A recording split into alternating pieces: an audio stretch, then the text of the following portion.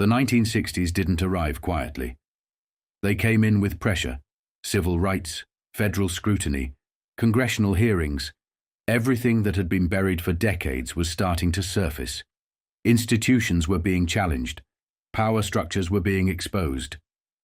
And in the middle of that shift sat two overlapping realities. Millions of Italian Americans trying to live ordinary lives, and a much smaller, tightly bound criminal society that had learned how to operate inside the system without ever fully revealing itself. The numbers tell you everything. The Italian community in America ran into the millions. The Sicilian Mafia, fully initiated men, captains, bosses, numbered only in the thousands. Roughly 4,000 across the entire country. Small, contained, but structured. And structure was everything, because what they lacked in size, they made up for in discipline. Loyalty wasn't optional. It was enforced. Silence wasn't encouraged. It was absolute. These men were raised inside a system where killing was a tool, protection was an obligation, and betrayal was a death sentence. They weren't chasing headlines. They were maintaining continuity. A network built on trust, fear, and results. For decades, that system had survived on one advantage: denial. That ended with one man. Joseph Valachi walked into a federal room and started talking. Not rumors, not speculation, structure, names, roles. He described a national organization, a hierarchy, bosses, underbosses, capo regimes, soldiers, an internal code. A system that had been operating in plain sight since the 1930s. And once that testimony hit the public record, it boxed in the one man who had spent years denying it: J. Edgar Hoover. In 1960, Hoover had stated flatly, there was no national mafia, no organized crime syndicate, nothing coordinated, just isolated criminals. 2 years later, that position collapsed. Because Robert F. Kennedy didn't let it go. He applied pressure from every angle: hearings, indictments, investigations. And piece by piece, the denial gave way to documentation. What emerged wasn't a loose collection of gangs. It was a system. A national network generating enormous amounts of cash, moving through unions, casinos, construction, transportation, entertainment and political channels. Real money. Real influence. Real control. And it wasn't limited to one background. Jewish operators, men like Meyer Lansky's circle, were deeply embedded.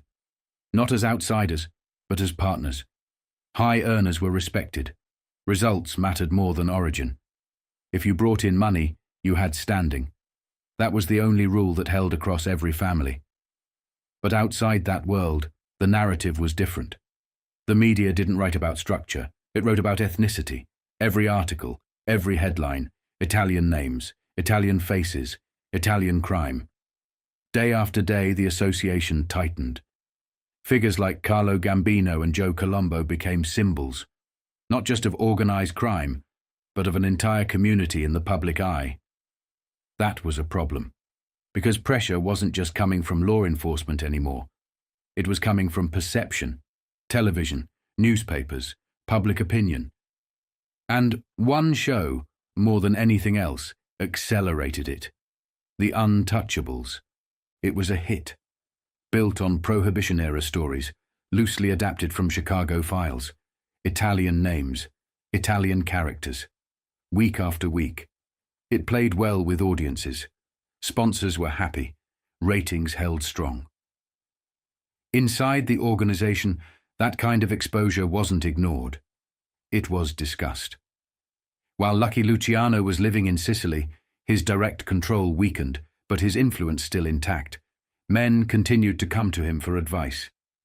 Not on street operations, on strategy.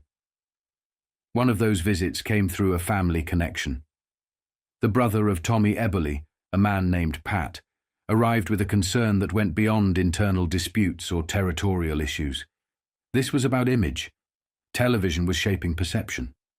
The federal government was escalating its focus on organized crime. its ties to unions, casinos, political contracts, and corporate influence. And at the same time, popular media was reinforcing a single narrative. Italian names meant organized crime. There was a response forming, a coordinated one. The idea wasn't to confront the government directly. That would have been pointless. The idea was to shift the narrative, build something legitimate on the surface, a civil organization, a public-facing group that could push back against how Italians were being portrayed, not as criminals, but as a community. The proposal was simple. Form an Italian-American association. Challenge the use of Italian names in crime shows and films. Apply pressure where it mattered. Sponsors. Because sponsors could be moved. Luciano understood the mechanics immediately. The concept was sound, but only under one condition. No direct connection to the organization. No visible ties. It had to look clean, completely legitimate. Otherwise, it would collapse before it started. Names were reviewed. One stood out. Alfred Santangelo, a sitting congressman. Public credibility. Political cover. The right kind of figure to front something that needed to appear independent. The campaign moved forward. Through organized pressure, boycotts were threatened, specifically targeting the sponsors behind the untouchables. The focus landed on Liggett and Myers Tobacco Company. The message was direct: continue sponsorship and face backlash from Italian-American consumers nationwide. It worked. On March 14, 1961, the company announced it was withdrawing its sponsorship. Officially, the reason cited was scheduling changes. Privately, the pressure had landed exactly where it was intended. The show didn't disappear immediately. But the message had been delivered. Influence didn't always come through violence. Sometimes it came through organization. Around the same time, meetings were taking place back in the United States. In 1966, at the La Stella restaurant, key figures, including Gambino, Colombo, Tommy Eboli, and Mike Miranda, were brought in and arrested. Law enforcement was tightening its grip. But even there, the conversations weren't just about rackets or territory. Men like Carlos Marcello were already thinking in broader terms, about establishing formal organizations, something resembling a defamation league, to counter the growing pressure on Italians in America. The idea wasn't new. It had been forming for years. Because by the mid-1960s, two realities were colliding. On one side, a federal government that had finally acknowledged what it was dealing with. A structured, national criminal network embedded in key industries. On the other, a small, disciplined society that had survived for decades by staying out of sight, now being dragged into the light, not just by investigations, but by headlines, television, and public perception. The system hadn't changed, but the environment had, and for the first time, controlling the narrative became just as important as controlling the business. The boycott worked, slowly. Sponsors pulled back. Pressure landed. The message got through. But in the larger picture, it didn't change what was coming. Because once the Kennedy administration stepped into power, the rules shifted. For years, organized crime had lived in a space that most people dismissed. Secret societies, national syndicates, coordinated criminal structures. In the 1950s, even saying those things out loud could get you labeled a conspiracy theorist. The official position, reinforced at the highest levels, was simple. It didn't exist. That denial gave the system room to grow. Quietly, efficiently, it expanded into something far beyond street rackets. It embedded itself in unions, construction, transportation, entertainment, gambling, and international channels. It moved money across borders. It built relationships, not just domestically, but abroad. In some cases, intersecting with intelligence work, back-channel operations, and political leverage that never made it into public records. A second layer of power, not visible, but present. The Kennedys changed that. The hearings, the prosecutions, the pressure campaign led by Robert F. Kennedy forced the issue into the open. And when Joseph Valachi spoke, the structure was no longer deniable. But even then, the language mattered. J. Edgar Hoover didn't frame it as a national system.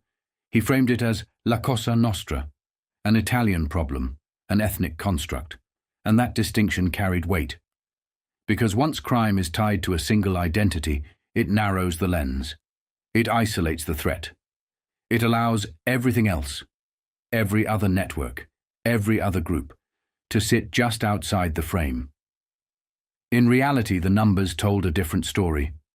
Millions of Italian Americans across the country, law-abiding, working, living ordinary lives.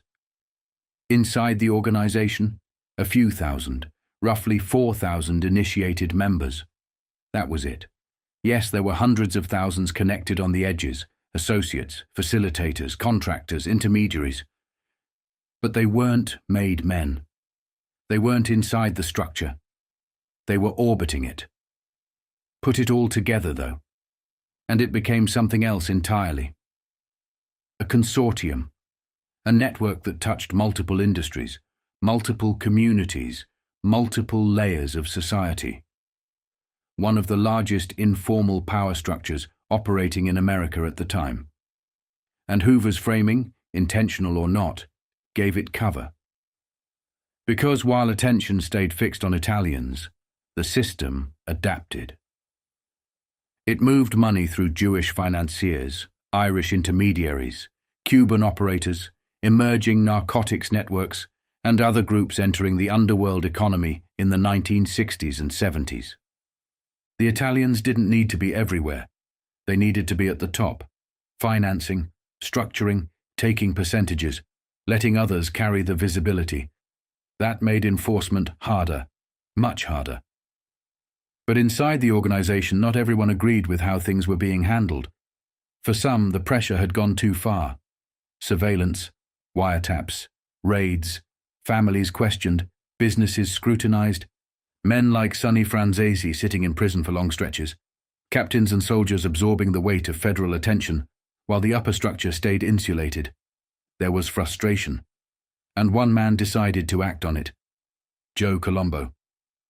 He had heard the idea years earlier, through channels that traced back to Lucky Luciano, a public-facing organization, a civil rights front, something legitimate on the surface that could push back against how Italians were being portrayed and treated.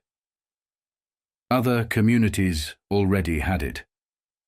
The Anti-Defamation League had built a model: challenge media narratives, apply pressure, protect the community's image. Colombo saw the opportunity. He didn't just talk about it. He built it. The Italian-American Civil Rights League. On paper, it was exactly what it claimed to be: a response to discrimination, to media bias, to the constant linking of Italian names with organized crime. In practice, it became something more: a platform, a pressure tool, a bridge between the street and the political world. It brought people together, legitimate businessmen, ordinary citizens, and men who understood how power really worked. It sold memberships, pins, materials. It raised money, some of it clean, some of it not. And it gave the organization something it had never openly used before: visibility. That's where Colombo crossed the line. Because up until that point, power had been exercised quietly. Through lawyers, through intermediaries, through men like Roy Cohn, who maintained channels into government circles, or Irving Davidson, who navigated influence behind closed doors. Information flowed. Pressure was applied. But it stayed contained. Colombo took it to the street, outside FBI headquarters in Manhattan. Picket lines, bullhorns, crowds, thousands of demonstrators, sometimes as many as 4,500, gathering night after night, accusing the Bureau of Harassment, of targeting Italian Americans, of turning a community into a suspect class. This wasn't subtle. This was confrontation. Reports described it clearly. A judge observing the protests, residents filing complaints about noise, lawyers calling it a reign of FBI terrorism. Colombo himself standing at the front, with his wife, his son, turning what had always been a shadow operation into a public movement. The demands were specific. Stop using La Cosa Nostra as a label. Stop tying crime to ethnicity. Broaden the scope. Call it what it was. Organized crime. Because if the definition widened, the focus shifted. Every racket. Every group. Every network. But that wasn't what the upper structure wanted. Men like Carlo Gambino understood the balance. By the mid-1960s, with Vito Genovese gone and power consolidating, Gambino sat in a position of quiet authority. Backed by figures like Angelo Bruno, Carlos Marcello, and Santo Trafficante Jr., he represented stability, control, and Colombo was disrupting it. Because visibility invited attention. Attention invited pressure. And pressure in that world didn't just disappear, it redirected. By 1970, everything was tightening. Media outlets were running constant coverage, Life magazine, Time magazine, each pushing narratives about crime, corruption, federal overreach. The country itself was shifting, politically, economically, and socially. Assassinations, protests, institutional cracks beginning to show. And right in the middle of it stood Colombo. No longer a shadow, a figure on the front line. The old guard saw it coming. They tried to pull him back, quietly, internally. But by then it had gone too far.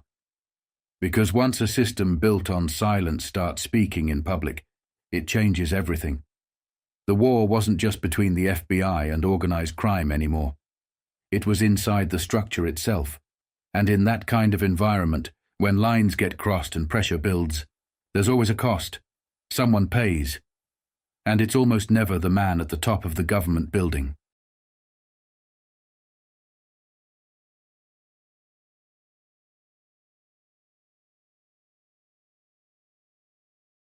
By January 1970, the pressure around Carlo Gambino was no longer abstract. It was turning up in court rulings, legislative subpoenas, newspaper charts, federal lists, and wiretap disclosures. The old world was still standing, but more of it was being dragged into view. And if Gambino were reading the papers that month, as men around him surely were, then he would have understood exactly what was happening. Not panic, not collapse, exposure, layer by layer. The first hit came through the courts. On January 8th, the U.S. Court of Appeals upheld the government's right to deport Carlo Gambino. It was not a new case. Immigration authorities had been trying to push him out for years. The order itself had been entered back in April 1967, and the proceedings had dragged on even longer than that, delayed again and again by his health. Gambino, 67 years old by then, had built part of his defense around weakness. A serious heart condition. Frailty. A man too sick to be moved. But the ruling still landed. The court upheld the Immigration and Naturalization Service. The stowaway from Palermo, who had slipped into America in 1921 through Norfolk, Virginia, could, at least on paper, be sent back out. That mattered. Not because anyone believed Carlo Gambino would be marched onto a boat the next morning.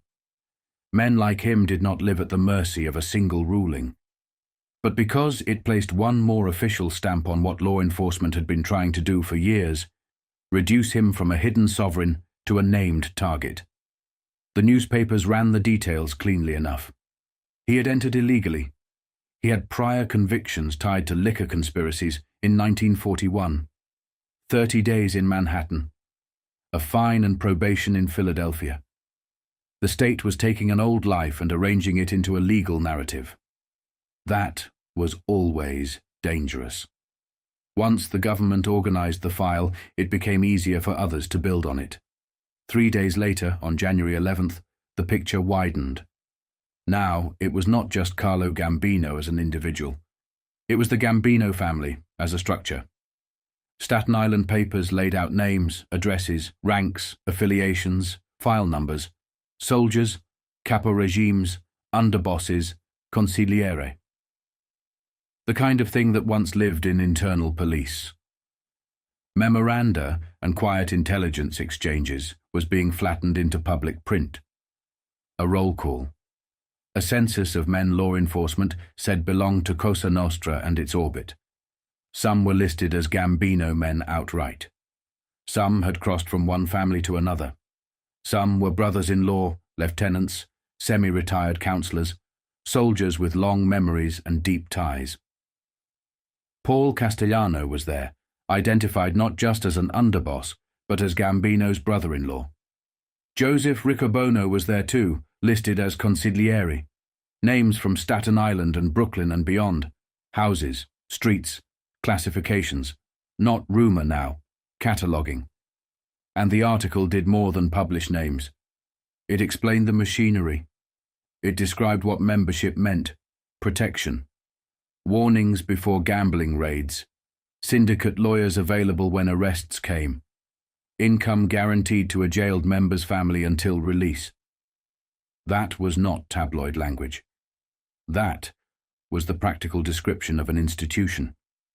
It also reminded readers that the ranks had grown, that names not previously published were now appearing, that law enforcement believed the Gambino family had absorbed many of the former Genovese men and had become the largest of New York's 5 families, more than 1,000 members, according to the agencies cited. Whether the exact number was inflated or not, the point was clear. By the end of the decade, Carlo Gambino had outlasted rivals, funerals, prison terms, and internal wars. Profaci was dead. Genovese was dead. Lucchese was dead. Bonanno had been pushed aside. Gambino remained. That, too, would have mattered inside the family. Because when newspapers begin repeating that one man alone has survived the ravages of time, death, and gang war, they are not just describing power, they are advertising it. And advertisement creates pressure. It attracts prosecutors, committees, rival crews, informants, and younger men with ambition. The more the state described Gambino as the enduring center of New York, the more every move around him took on added significance. The same reporting also showed something else law enforcement had started to recover by 1970: momentum. The article talked about the gap that had protected organized crime after 1965, when Supreme Court decisions had sharply limited phone taps and electronic surveillance. Investigators complained they had lost 4 years. 4 years of silence, where once they had been able to build cases through wires, bugs, and electronic ears. But now that gap was beginning to close. The Safe Streets Act had reopened the door, even if under tighter rules. By 1969, the taps were back, the bugs were back, and the agencies, city, state, and federal, were pooling information in ways they had failed to do before. Not separate silos now. Combined intelligence, shared names, shared charts, shared targets. A man like Gambino would not have needed the newspapers to know that. He would have felt it. Men being called before committees, more coordinated questions, old files being reopened with new technical evidence. Associates suddenly finding that the same details were known by police, committee counsel, IRS men, and federal strike forces. Once the information started moving between agencies, the streets changed. Conversations became more careful. Meetings became shorter. Old habits became liabilities. Then came January 13th, and with it, the kind of revelation that would have travelled fast among men who understood what it meant when the government got a room wired. The focus that day was Angelo DeCarlo in New Jersey, but the implications reached well past him. FBI transcripts from a bug in DeCarlo's office were now being reported in public. Not summaries, not vague references, transcripts, conversations, views, complaints. The hidden speech of a Mafia captain turned into print. That alone was enough to send a chill through any family. Because once one captain's office had been opened to the public through a microphone, every other office had to be considered vulnerable. Every club, every funeral parlor, every back room, every business front, every social club where men leaned back and talked freely because they thought the room belonged to them. And what those transcripts revealed would not have surprised Carlo Gambino in substance, but the fact of their exposure was another matter. The DeCarlo tapes confirmed what older men had known since Prohibition, that Jewish underworld figures remained powerful, deeply entrenched, and tied into casino money on a scale large enough to irritate Italian captains who believed they were getting crumbs. DeCarlo complained about Meyer Lansky, Mo Dalitz, the Jewish influence in Las Vegas, the purchase and control of casino interests, the percentages skimmed from nightly takes before taxable income was ever recorded. He talked numbers, points, investments, monthly returns, millions behind the curtain. The language was rough, but the substance was financial intelligence of the highest value, a map of who was still making money together. And Carlo Gambino's name appeared right inside that world. According to intelligence sources cited in the article, Lansky served as an investment counselor to major crime bosses, including Gerardo Catena, Santo Trafficante Jr., Angelo Bruno, Sam Giancana, Joseph Colombo, and Carlo Gambino. That did not mean every detail was true. Men in those circles knew newspapers mixed fact, leaks, interpretation, and official theater. But once printed, truth and allegation often served the same purpose. They widened the frame. Gambino was no longer simply the biggest boss in New York. He was being connected in public to a transnational gambling empire stretching from Las Vegas to England, the Riviera, Africa, Saudi Arabia, the Bahamas, Haiti, and Latin America.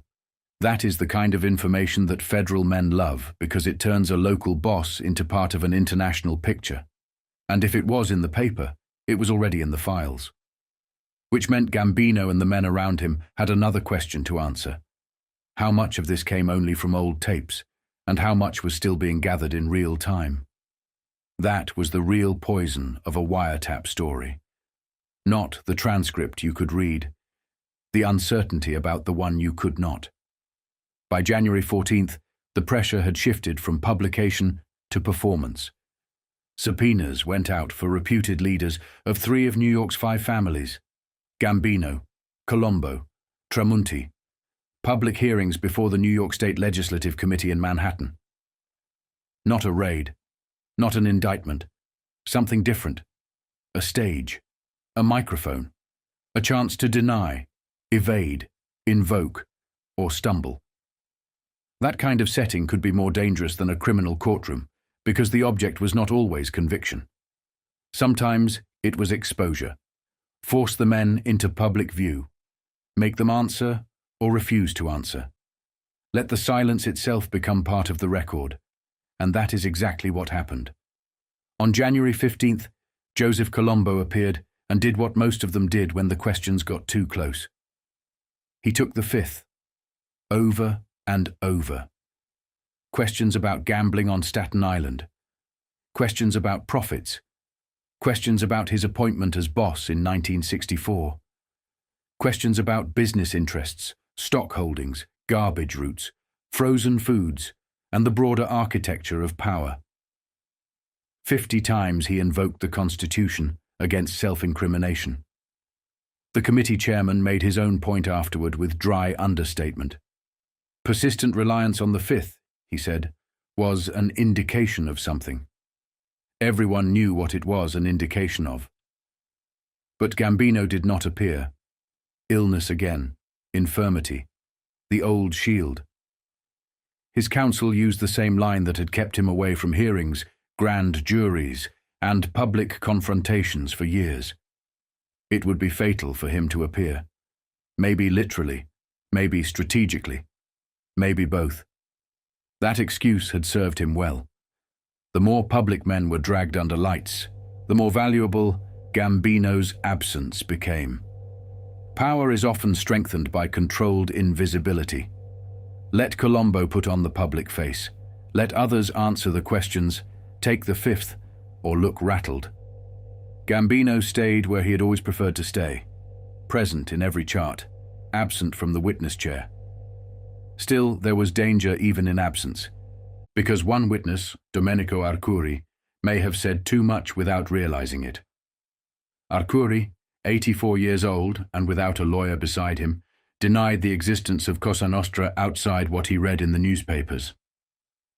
But he also admitted that Carlo Gambino had danced at his granddaughter's wedding on Long Island the previous year. It was a small detail, social, almost harmless on the surface. But that is how files get built. Not through one dramatic confession, through 1,000 little confirmations. A wedding, a seating arrangement, a photo. A name placed with another name in a place and time that can be cross-referenced later. Arcuri also said he had invited Paul Castellano and his wife.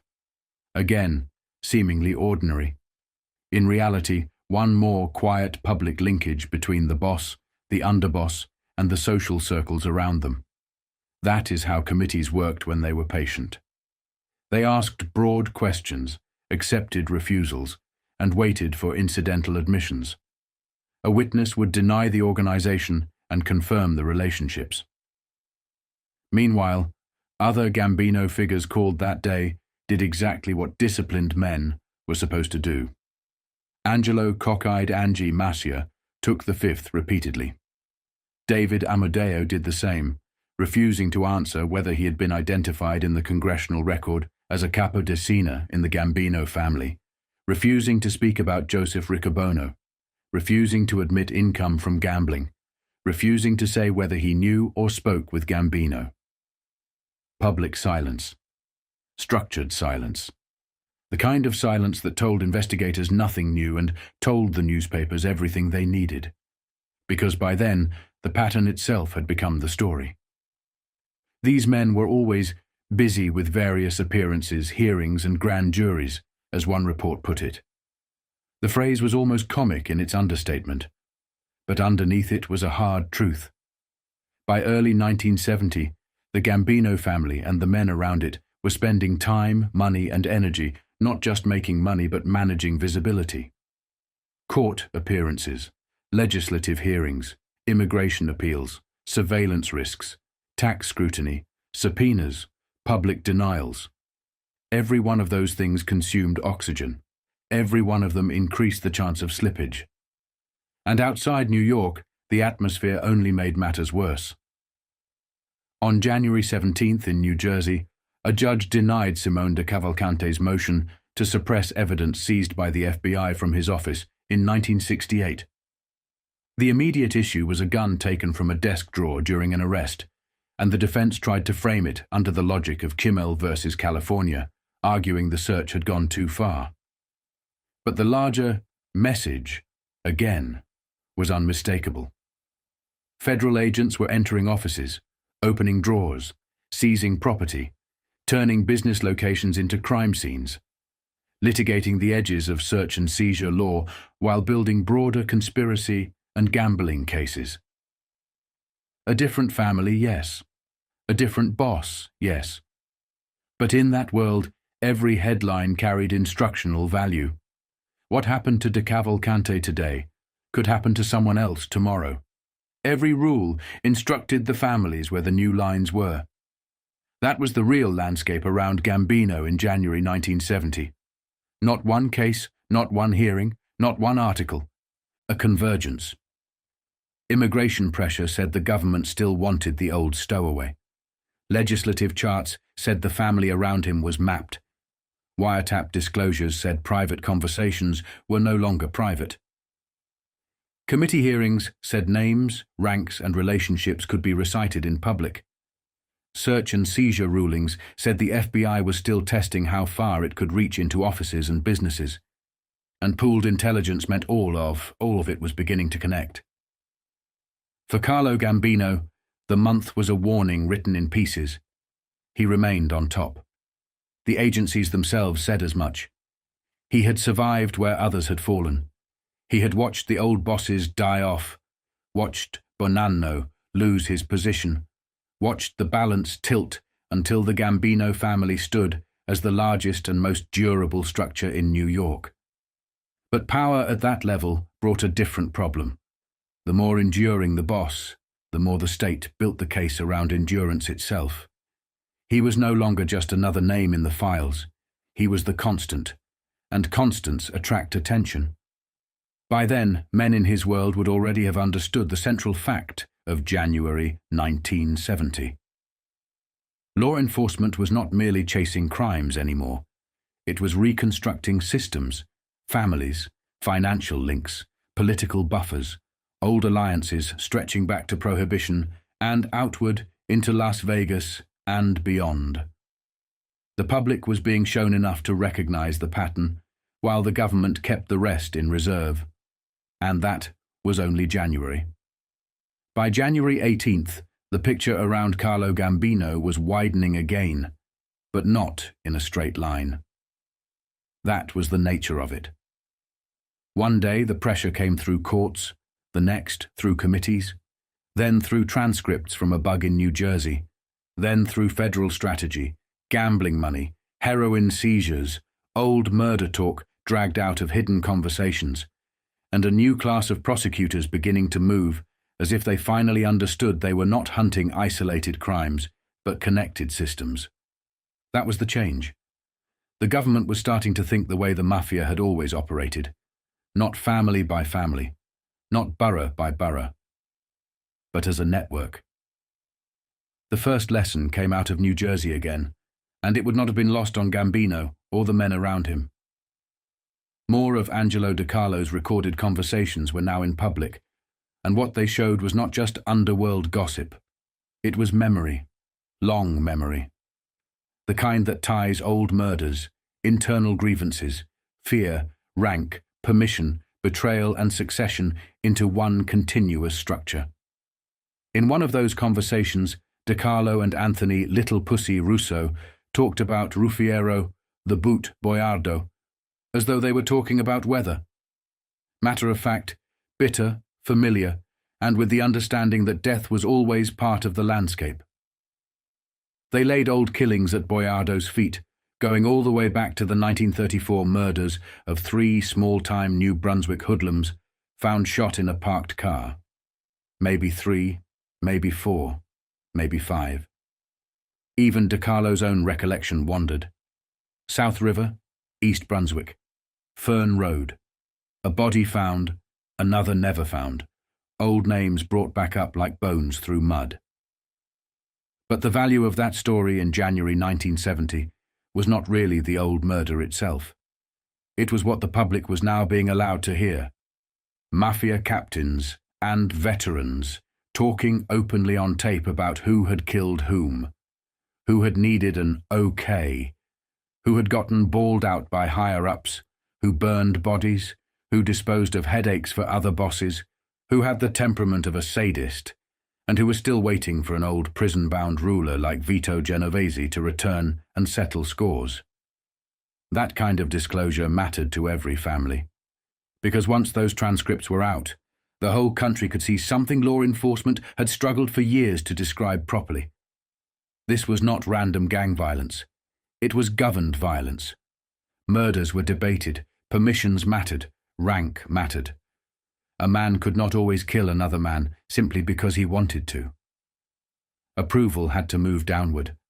Complaints moved upward. Old loyalties to men like Genovese could place someone on a future hit list if the balance of power changed. Even personal fear sat inside a chain of command. A boss like Gambino would have understood the danger in that immediately. Not the murders themselves. Those were old. Some so old they were beyond practical prosecution. The danger was that the state could now explain the machinery in human detail. That is what had always protected the Mafia. The public saw violence, but not structure. Now they were being shown structure, and the DeCarlo-Russo conversations kept giving it away.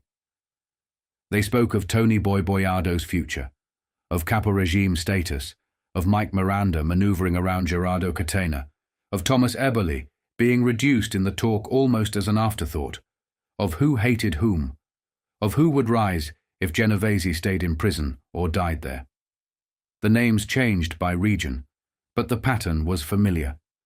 Authority was never still. Every illness, prison term, or funeral created an opening. Every ambitious son or resentful subordinate had to be watched. Every branch of a family had its own tensions. That was precisely the kind of material Carlo Gambino would have read differently than the average man reading his morning paper. He would not have looked at it as scandal. He would have looked at it as evidence of breach, evidence of how much the government had heard, how far back it reached, and how dangerous loose talk had become. If DeCarlo's office could become a public archive of murder talk, succession talk, and inter-family tensions, then every senior man in New York had to assume that similar conversations elsewhere might be waiting in sealed envelopes, in FBI summaries, in prosecutors' desks, in grand jury rooms. And the timing mattered. These were not merely old tapes being rediscovered. They were old tapes being weaponized in the present. At the same time, another article that same day illuminated one of the underworld's most important veins of money, the gambling junket. On the surface, it looked almost respectable. First-class air travel, hotel suites, free meals, free drinks, gamblers flown from Chicago to Las Vegas, then to Puerto Rico, then London, maybe Monte Carlo, the Bahamas, Aruba, Curacao, even Ghana or Istanbul, paired with a tour of Israel or Paris.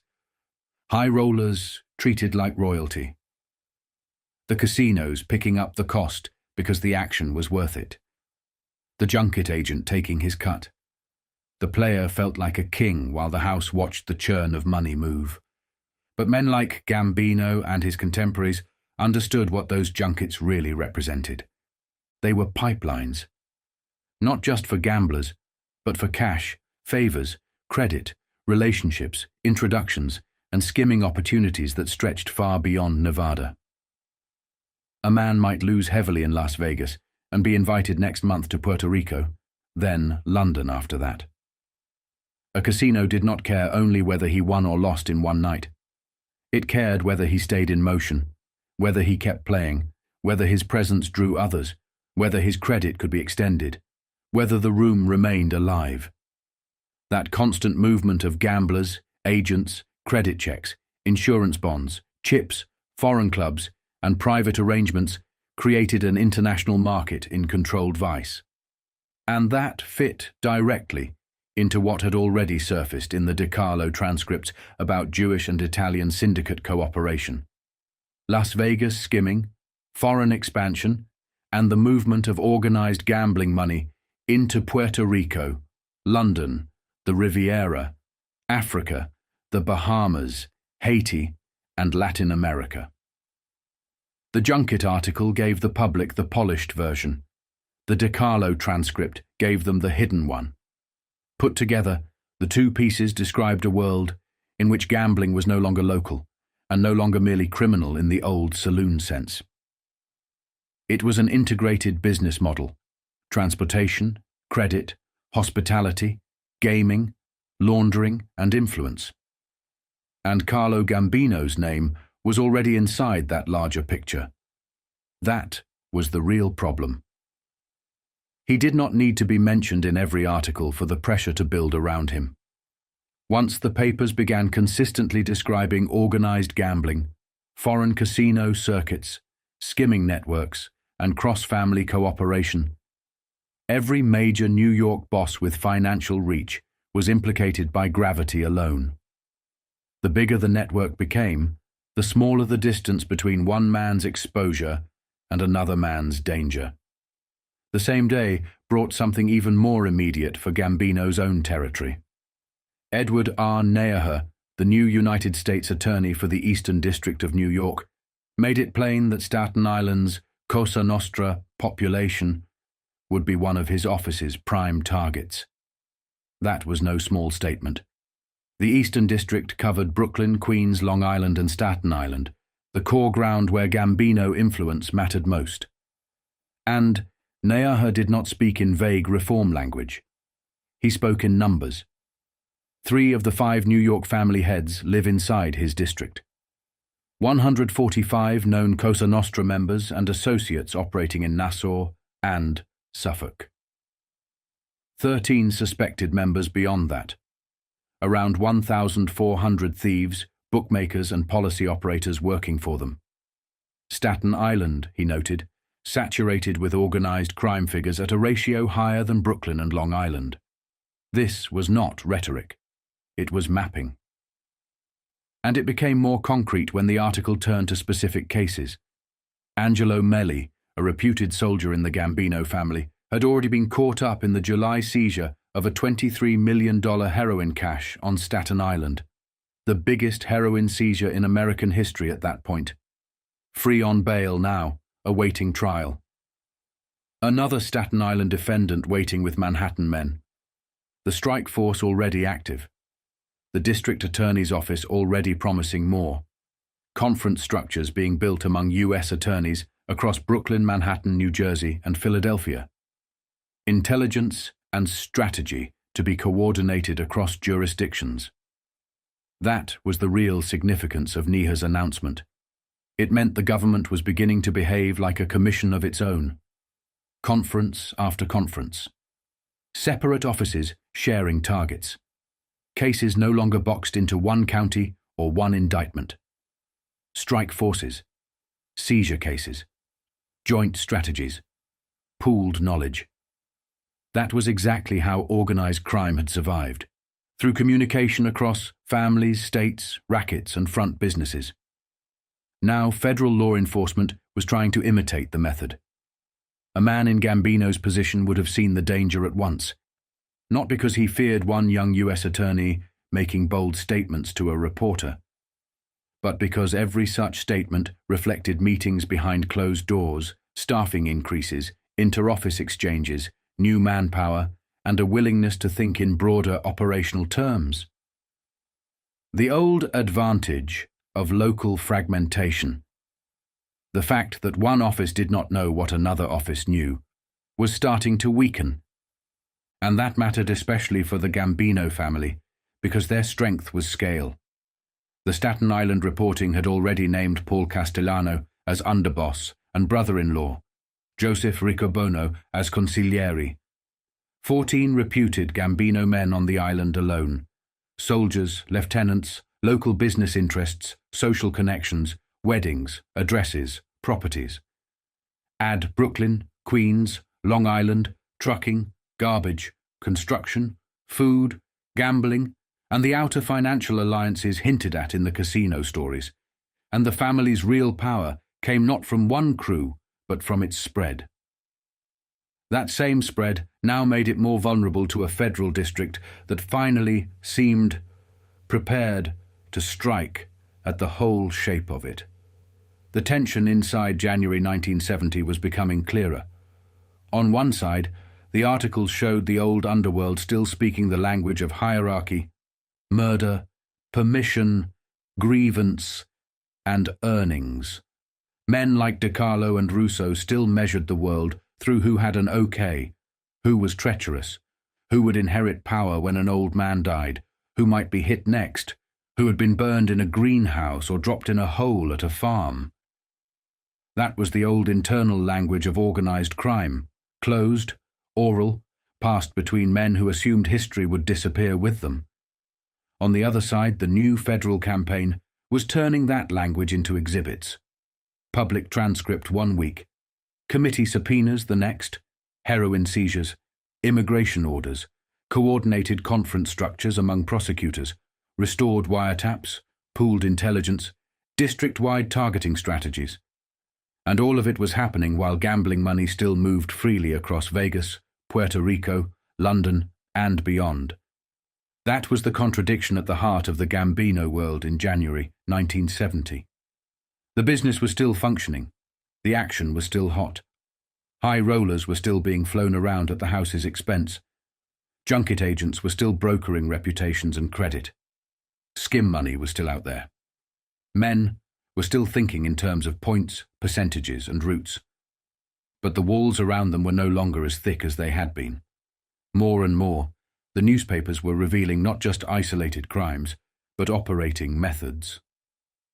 A murder conversation out of New Jersey showed that killings had governance. A junket story out of Washington showed that gambling had international logistics. A prosecutor's warning in Brooklyn showed that federal enforcement now had regional ambition.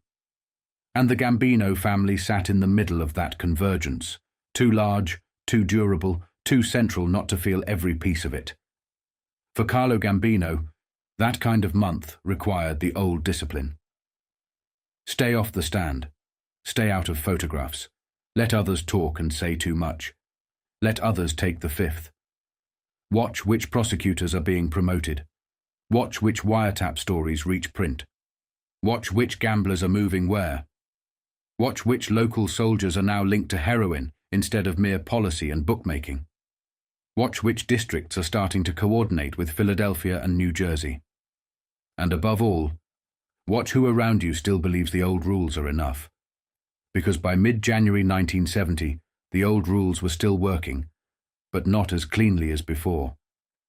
And the men reading those stories in Brooklyn, Staten Island, Newark and Manhattan would have known there was more coming. By January 20th, 1970, the pressure around Carlo Gambino was no longer coming from one direction. It was coming from everywhere at once. Grand juries, appellate courts, legislative hearings, wiretap disclosures, waterfront testimony, narcotics cases, and now deeper probes into the one thing that had always made families like Gambino's truly dangerous: their ability to move from the street into legitimate business without ever really leaving the street behind. That was where the next front opened. In Nassau County, more than 100 restaurant and bar owners were subpoenaed before a special grand jury investigating organized crime infiltration into legitimate businesses. The areas under scrutiny were not glamorous, but that was exactly the point. Linen supply, liquor distribution, carting. The kind of businesses most people never think about until they are told there is no free choice in them. The kind that look ordinary from the sidewalk and are anything but ordinary once the books are opened and the right names start appearing. District Attorney Khan said the subpoenas grew out of specific complaints in the linen supply industry. That was the public version. Behind it sat the deeper pattern: union contracts, sweetheart deals, owners paying less in wages in exchange for kickbacks or favors to union officials, pressure that did not always arrive with a gun in the room. Sometimes it came through labor, sometimes through supply, sometimes through a man who could make sure your deliveries arrived, or stopped arriving. And right inside that picture appeared a name tied to both the Gambino and Colombo worlds. Joseph Joe Miller Gulmi of Brooklyn, identified by police as a mob gambler connected to both families. Gulmi had already surfaced in testimony before the State Investigation Commission in relation to the transfer of $350,000 in union funds from Long Island banks to manufacturers' Hanover Trust. Witnesses described him as a player in mob infiltration at the Old Town and Country Club in Brooklyn, once billed as the largest nightclub in the world. And how had that infiltration happened? The same way it so often did, through suppliers, linen, liquor, meat, licensed firms, legitimate fronts carrying illegitimate leverage. That is how the Gambino world expanded. Not always through sensational crime, through control of necessities. A restaurant owner might never meet Carlo Gambino. He did not need to. He only had to discover that his linen company, his liquor source, his carting arrangement, or his labor contract had already been spoken for by men whose names never appeared on the invoices. By January 1970, prosecutors were starting to focus on that method directly. Not just the bookmakers, not just the hijackers, not just the loan sharks. The embedded structure, the invisible pressure behind ordinary commerce. For Gambino, that kind of investigation was dangerous because it reached into the exact zone where organized crime was strongest, where criminal muscle and legitimate paper blended together so cleanly that one could carry the other for years. Then, on January 21st, another crack opened, this time through the courts. Thomas Teabags Mancuso, a reputed Gambino family member from Queens, had his narcotics conviction overturned by the United States Court of Appeals. The issue turned on something almost absurd at first glance: ignorance of a little-known law requiring narcotics offenders to register when traveling abroad. Mancuso had gone to England and claimed he did not know the statute existed. The court accepted it, saying the old maxim that ignorance of the law is no excuse did not apply neatly where the law was obscure enough to be found only in the books or on some sign buried inside a large airport. To the public, that may have looked like a technical escape. To men inside the Gambino family, it was something else, a sign that the courts were still inconsistent, still vulnerable to narrow readings, still capable of undoing a case on procedure or legal obscurity even while the larger war intensified. That mattered. Families at that level did not survive by winning every major battle. They survived by exploiting delay, ambiguity, infirmity, burden of proof, technical defects, uncertain statutes, and the simple fact that the legal system was not built to move as cleanly as a criminal hierarchy. So, while the newspapers kept describing a rising offensive, stories like Mancuso's would have reminded Gambino's people that the system was still porous. A conviction could still be reversed. A law could still be too obscure. A case could still come apart.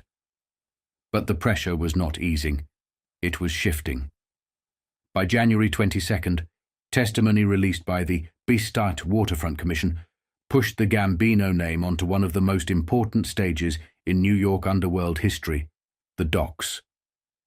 Salvatore Passalacqua testified that he had lost his job as a foreman on the Brooklyn waterfront because he would not join the Gambino family.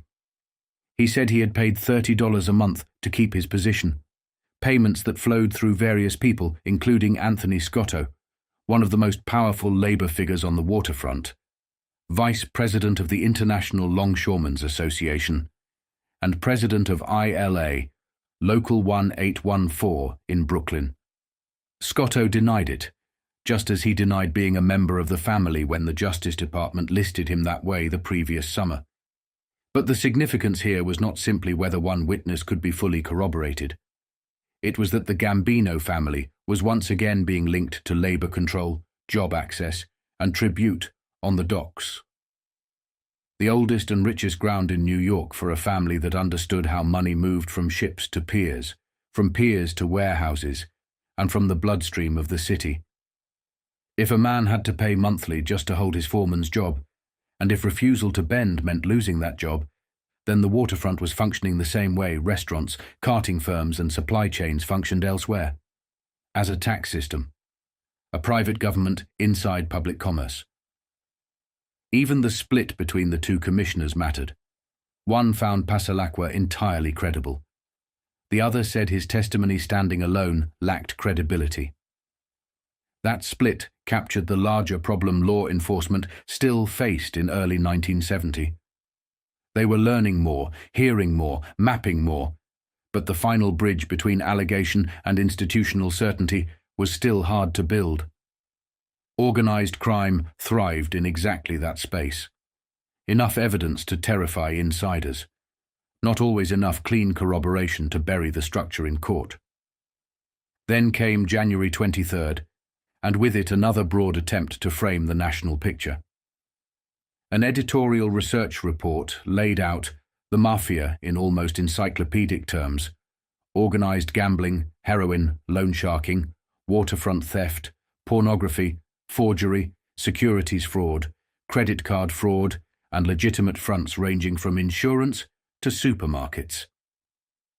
It looked backward to Appalachian in 1957, to the dragnet, to the missed chance when appellate reversals frustrated Justice Department hopes of suppressing racketeering through conspiracy charges.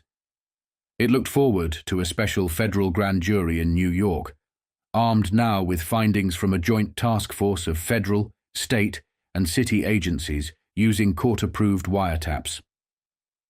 For a man like Gambino, that article would have registered in two ways. First, as proof that the public narrative was finally catching up to what the underworld had known for decades. The Mafia was not an isolated crime problem. It was a coordinated combine. Second, as a reminder that every major attack still depended on the state solving the same old problem. The report said it plainly. For years, the FBI had ducked the question or treated the matter as local. Even when the existence of a brotherhood of evil became obvious, infighting among federal agencies had delayed a real offensive. That was the old advantage. Division on their side, coordination on ours. What made January 1970 different was that this balance was beginning to reverse. And then, on January 24th, one of the most revealing pieces of all appeared. It showed that the Mafia had known far more, and far earlier than most people realized. The New York Times reported that members of the Mafia had been overheard discussing supposedly secret government evidence 7 months before Joseph Valachi's public testimony in Washington. On February 23, 1963, in a bugged conversation at the Barn in Mountainside, New Jersey, Angelo DeCarlo said the FBI knew everything. Who was with whom? Who belonged to what mob? The whole structure. Louis Larasso spoke of seeing a chart in Washington containing names and affiliations of Mafia members. That was explosive, because it raised the question every serious observer had to ask: when did the Mafia know what the government knew? By February 1963, Valachi was already hidden away under an assumed name at Fort Monmouth, being debriefed by agents taking down his account of life in the Mafia. His public testimony was still months away. The charts shown at the October hearings had not yet officially been assembled, according to Senate sources. Yet DeCarlo and his associates were already talking as if they understood that federal agencies possessed a far broader picture than anyone on the outside knew. No breach of security could be identified. The FBI denied one. The Senate denied one. Narcotics officials denied one. But the knowledge had clearly traveled somehow. That would have mattered enormously to Carlo Gambino and every other major boss. Because if the government's secret understanding had already been circulating inside the underworld months before the Valachi hearings, then the Mafia had time. Time to reposition, time to warn, time to study what was coming, time to calculate who might be vulnerable, which operations needed insulation, which men might have to be protected, distanced, or silenced. 7 months is a lifetime in that world. Enough time to move records, alter routines, cool down meetings, adjust lines of communication, rethink political buffers, and decide who could still be trusted. And it raised an even darker possibility. If the leadership understood in early 1963 that the structure itself was in danger of being exposed, then every major event that followed had to be read against that knowledge. Every public move, every retreat into silence, every sudden caution among the bosses. The old guard had not been walking blind. They had warning. That is what made January 1970 so charging. The newspapers were not simply releasing information. They were revealing that the Mafia may have long known more than the public ever guessed. Then came January 25th, and the pressure moved directly into Gambino's own house. Federal sources said the Justice Department had intercepted execution orders from the Gambino family for 2 Staten Island brothers, Angelo Meli and Philip Meli. Both were reputed soldiers in the family. Both had now been marked for death. The reason traced back to the $23 million heroin seizure of July 3, 1969, when federal agents recovered 20 kilos of heroin on Staten Island and 2 more in Brooklyn, arresting Angelo Meli along with Arthur Madonia and 2 Manhattan men. The heroin bust had already been one of the most spectacular narcotic seizures in American history. Now it was being tied to internal death orders. According to federal agencies, the execution orders stemmed from two violations of Mafia law. First, narcotics, the old Appalachian-era edict forbidding members from dealing in drugs. Second, failure to share proceeds properly with the family.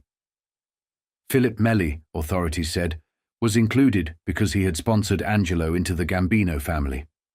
Whether every detail was accurate or not, the meaning was unmistakable. By early 1970, the Gambino family was not only being attacked from the outside, it was disciplined from within. That fit the old pattern perfectly. Families feared narcotics for a reason. The money was enormous, but so was the risk. Long federal sentences, heavy publicity, informers born out of fear and desperation. Valachi himself had helped prove the point. Narcotics cases carried the one threat the Commission had always taken seriously. They made men talk. A lush life could be surrendered to prison only for so long before self-preservation took over. So, if Angelo Meli had involved himself in heroin without authorization or had exposed the family to disaster, then he was not merely a criminal caught in a criminal case. He was a liability. And liabilities at that level were dealt with in the oldest language the Mafia had: death. What made the story even more significant was the claim that the Gambino family had not known of Angelo Meli's narcotics involvement until his arrest. That, if true, would have unsettled Gambino deeply, because it suggested not only indiscipline at the soldier level, but a breakdown in internal visibility. A family as large and disciplined as Gambino's was supposed to know what its own enforcers were doing. If a soldier could drift into heroin on that scale without the leadership's knowledge, then the family was facing not just federal pressure, but internal slippage. And slippage is how empires begin to fray. By the end of this stretch of January, the picture was no longer just of a powerful family under surveillance. It was of a powerful family being pressed on all sides while trying to maintain internal order. Nassau County was probing mob infiltration into legitimate business through linens, liquor, carting, and labor. A reputed Gambino man had a narcotics conviction overturned on a technical legal point, showing the courts could still be gamed. Waterfront testimony was again placing Gambino influence on the docks and inside job structures tied to tribute. National reports were preparing the public for a broader, unified offensive built on wiretaps and pooled intelligence. Newly released transcripts showed that the Mafia had known secret federal information months before Valachi ever testified in public. And federal sources were now saying the Gambino family itself had marked two of its own Staten Island soldiers for execution over heroin and violations of family rules. That was the tension tightening around Carlo Gambino. He was still free, still on top, still protected by the same caution that had kept him off witness chairs and out of needless public exposure. But January 1970 was making one fact impossible to ignore. The world around him was changing faster than the old formulas had been built to handle. The danger was no longer just the FBI, or one district attorney, or one newspaper. It was accumulation. Piece after piece. Court record, wiretap, testimony, grand jury, heroin case, union link, waterfront claim, internal death order. And the more that accumulated, the more every name around Gambino began to carry two meanings at once. Power on one side, vulnerability on the other. And there was still more coming. By the last week of January 1970, the atmosphere around Carlo Gambino was thickening into something more dangerous than a particular case or a single headline. It was becoming cumulative. Every day brought another piece of the same picture. Organized crime under pressure, yes, but also organized crime becoming more legible to the public. Not just the murders, not just the bookmakers, the structure, the methods, the fronts, the political insulation, the business model. And once that process starts, it is hard to stop. On January 26th, one of the clearest descriptions yet of that hidden world came out of Newark. It was written in newspaper language, with all the old gangland nicknames: Sam the Plumber, Tony Boy, Little Pussy, Richie the Boot, Joe Bayonne. But beneath the colourful surface was something harder and uglier. The article used the DeCarlo trial to explain what the federal government was finally trying to show the public: that organised crime functioned like a debilitating virus inside an outwardly healthy society. It did not live apart from respectable America. It lived inside it. And again, the centre of gravity was electronic surveillance. The trial of Angelo "Gyp" DeCarlo had almost become secondary to the release earlier that month of more than 2,000 pages of FBI bugging and wiretap transcripts. 4 years of intimate conversations, 4 years of names, boasts, grievances, murder talk, political influence, law enforcement corruption, and internal business. The DeCarlo papers had become a window into how these men actually thought and spoke when they believed the room belonged to them. That kind of exposure mattered to Carlo Gambino, even when the immediate focus was New Jersey. Because the more the public saw DeCarlo not as a comic book gangster, but as a calm, grandfatherly old man with white hair, cigars in his pocket, and the language of murder coming out of his mouth as casually as weather talk, the more dangerous the moment became for all of them. It stripped away the myth that organized crime was some collection of street lunatics and showed something far worse: ordinary-seeming men, well-dressed, socially comfortable, politically connected, speaking about killing and corruption as part of normal administration. The article made that point directly. It described how DeCarlo and his circle dropped the names of public officials and law enforcement figures as if discussing a private directory of influence. Some denounced it afterward as underworld bragging. Maybe some of it was. But the larger impression remained. These men thought of government as penetrable. They thought of public office as something that could be leaned on, bought, cultivated, or frightened. They thought of law enforcement not as a wall, but as a system with openings. That understanding sat at the heart of Gambino's power, too. The article also placed Gambino exactly where federal authorities had begun repeatedly placing him, among the 5 dominant family structures operating across the New York metropolitan world: Catena, Tramunti, Colombo, Sciacca, Gambino. And Gambino's area of command was named in plain terms: the docks, the longshoremen, the labor leverage tied to the waterfront. The papers were no longer treating those connections as rumor. They were becoming part of the standard public description of who he was and how he ruled. That mattered because labor was never just labor. It was routes, cargo, access, strikes, theft, hiring, tribute, and political patronage. Whoever touched the docks touched the bloodstream of the city. And if Gambino's name had become publicly fixed to that terrain, then every waterfront hearing, every longshore witness, every corruption probe, every stolen cargo case, every union dispute became part of the larger case against him, whether he appeared in court or not. 2 days later, on January 28th, the same line of attack was reinforced again as the New Jersey series continued. The details were familiar by then: DeCarlo's trial, the red leather chairs of the jury, the judicial theatrics, the transcripts from bugs, the grisly murder anecdote in which a victim begged for mercy and was shot right in the heart. But repetition in January 1970 was not accidental. The press was hammering the point home. This was the fight against organized crime. Not just gamblers and bookmakers, but a governing mentality. The follow-up piece drove that home with even greater force when it widened back out from DeCarlo and DeCavalcante to the metropolitan structure as a whole. Again, the government's map was laid down: Catena, Tramunti, Colombo, Sciacca, Gambino. Again, Gambino was identified with docks and longshoremen. Again, Colombo's Fifth Amendment performance and Tramunti's refusal to answer were set beside Gambino's absence, excused by doctors' reports, citing a long-time heart condition. That contrast was important. Colombo had shown up and taken the fifth 50 times in half an hour. Tramunti had declined on grounds tied to another pending case. Gambino did not appear at all. That was not weakness. It was method. He was doing what powerful men do when the system begins setting traps in public. Others become the visible face.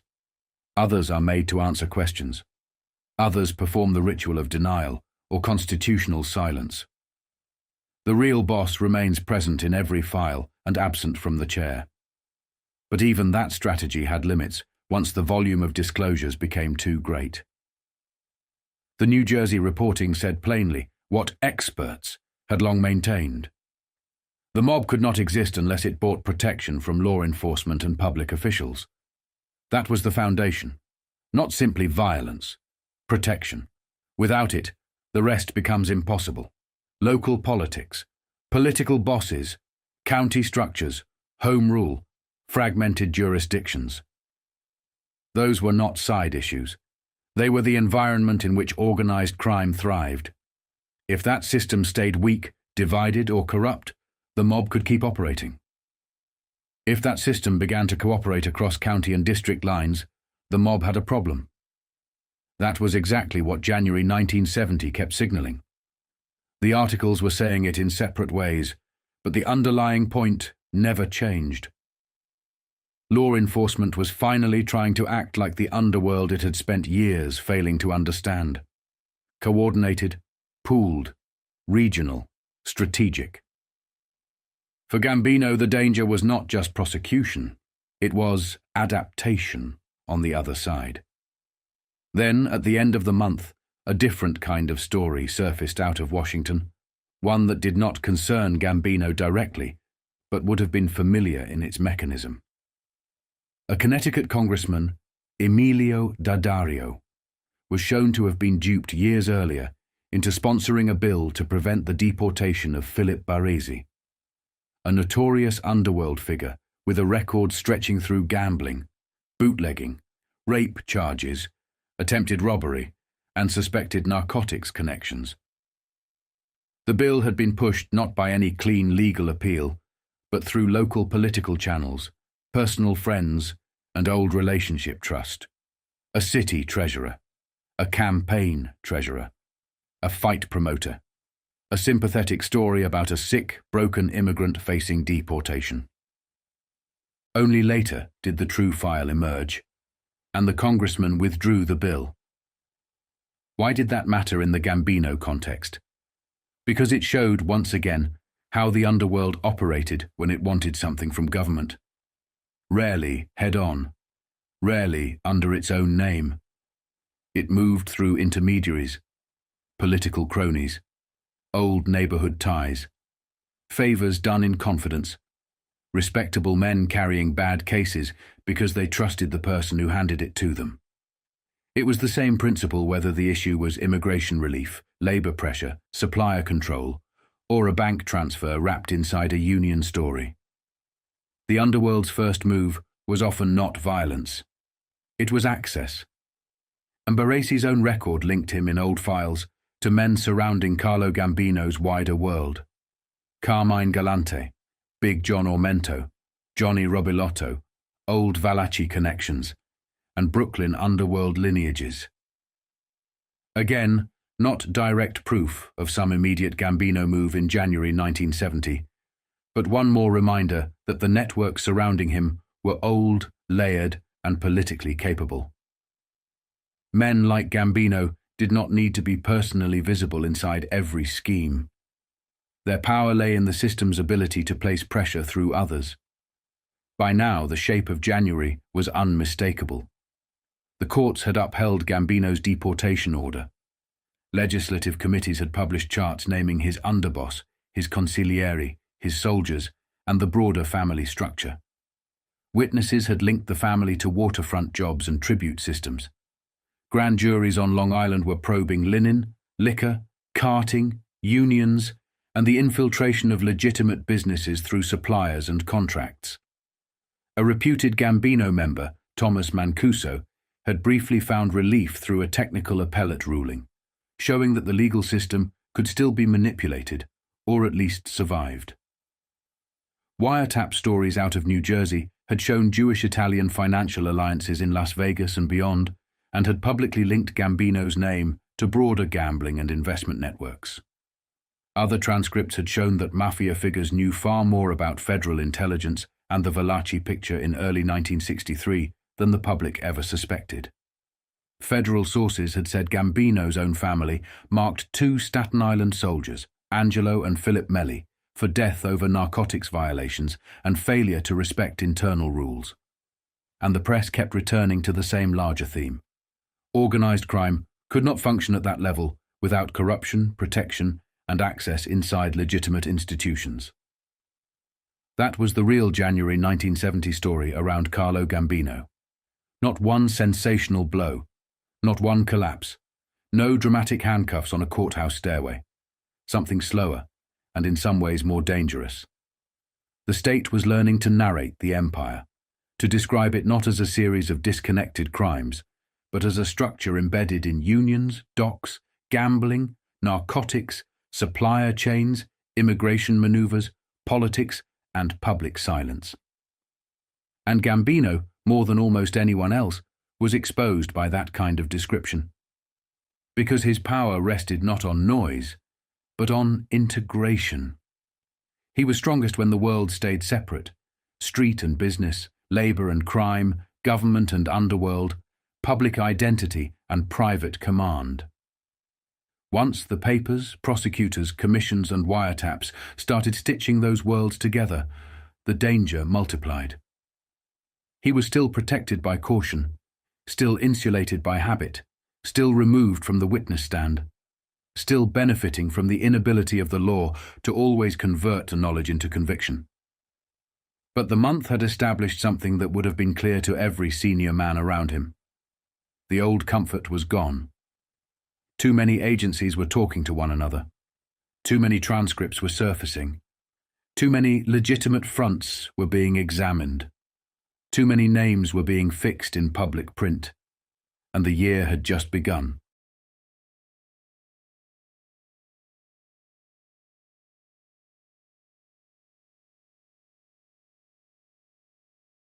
From January into February, the pressure around Carlo Gambino was no longer just legal.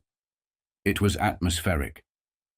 His name, his relatives, his underbosses, his labor men, his soldiers, his dock people, his carting people, his narcotics problem cases, his waterfront problem cases. They were appearing too often, in too many places, under too many diverse kinds of scrutiny. And that is how a structure starts to feel heat. Not all at once. Through repetition. Even the side stories mattered now. The Philip Barrese matter out of Connecticut looked on the surface like somebody else's embarrassment. Congressman Emilio Daddario had been maneuvered, back in 1961, into introducing a private bill to stop Barrese's deportation. Once he learned who Barrese really was, he pulled it back. But the mechanism was what counted. A sick old immigrant appears in a local political office. A friend vouches for him. Another political contact makes a call. A congressman trusts the people he has always trusted. A favor begins moving through the system before anyone stops checking the file. That was how the underworld liked to work when it wanted something legitimate. Not always through threats, through sympathy, through local politics, through a man in a room saying this is just a small injustice, just a routine case, just help him out. Then the records come back and the picture changes. Barrese was no harmless old immigrant. He had a long criminal history, gambling and bootlegging convictions, rape and robbery charges, and treasury files linking him to an international narcotics ring.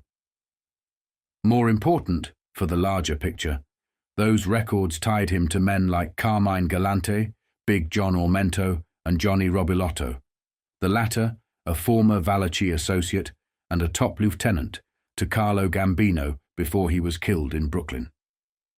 That was the part that mattered, because even when Gambino was not named as the moving hand, the connective tissue kept leading back toward his world. The same old web, the same old way, a political favor here, an immigration angle there, an old underworld tie sitting quietly in the background. That story did not put Gambino in immediate danger. It did something more dangerous. It reminded anyone paying attention that the reach of this thing extended into respectable offices and routine legislative channels, that it could move inside the machinery of government without announcing itself. Then February opened with another look into how far the network had spread down the shore. The DeCarlo papers were still giving up information, and now the focus was Ocean County, Tom's River, Lakewood, the kind of places that were not supposed to sit at the center of a national organized crime map, yet there they were inside the transcripts. The bugged conversation suggested that Cosa Nostra elements had begun moving into Ocean County in force in the early 1960s, and the important part was not just gambling. It was control, or at least the boast of control. Anthony Russo, talking the way mob men talk when they want to sound larger than life, bragged about who ruled what. The prosecutor, me, the troopers, we got them. The police chief. He's mine. The named officials denied it, of course, and the FBI itself warned that Russo exaggerated. But the deeper problem remained. The conversation showed a live struggle over territory, influence and gambling operations, stretching through Lakewood, Tom's River, Long Branch, and Asbury Park. And in that struggle, Gambino's name surfaced again. Russo was complaining that men possibly connected with Carlo Gambino were coming into Lakewood and the shore, pushing into territory already contested by other families and by local operators. That mattered, because it showed how the balance of power was working in real time. Gambino's reach was not static. It did not stop neatly at borough lines or family charts in newspaper graphics. If the shore was worth having because of numbers, bookmakers, summer money, clubs, trucking, hospitality, or simple strategic position, then Gambino-linked men were going to appear there sooner or later, directly or indirectly. That was the pattern. Not one family operating in perfect isolation, but a landscape of overlapping claims, temporary accommodations, and constant friction. Genovese people, Lucchese elements, DeCavalcante people, Bruno interests from Philadelphia, and now suspected Gambino-connected men appearing inside the same contested geography. And again, the important thing was not just that the transcripts existed, it was that the public could now read about them. The newspapers were showing exactly how the underworld thought about territory. Not as neighborhoods, but as revenue zones. And once more, the DeCarlo papers did something else that would have disturbed Carlo Gambino. They showed how much those old conversations revealed about internal disputes, succession lines, and family overlap. Too much detail, too much candor, too much history. A bug in one man's place was turning into a handbook for prosecutors and reporters. Then Miami entered the picture. On February 9th, police there arrested 3 men for failing to register their criminal pasts.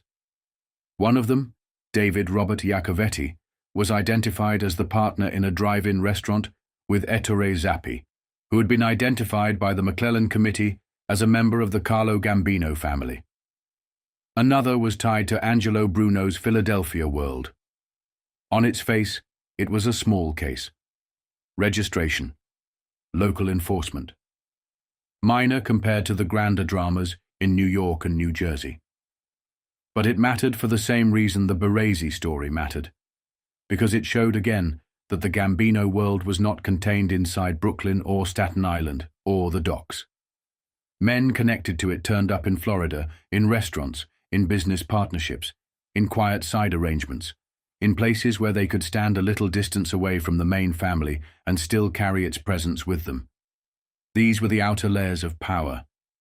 Not the boss, not the underboss, but the social and commercial spread of the family's name into other states, other businesses, other local police files. By mid-February, That spread was being examined more directly back home. Joseph Riccobono, the elderly Staten Island figure listed by authorities as a semi-retired consigliere in the Gambino family, appeared before the Joint Legislative Committee on Crime and did exactly what these men did when the questions got too close. He took the fifth, not once, repeatedly, on whether he had gone shopping in Manhattan, whether he frequently left his house, whether he was retired from the Cosa Nostra, whether he knew Anthony Anastasio, whether he had attended the wedding reception for Anastasio's daughter Marion and Anthony Scotto, whether he had ties to the D'Alessios. That hearing mattered for two reasons.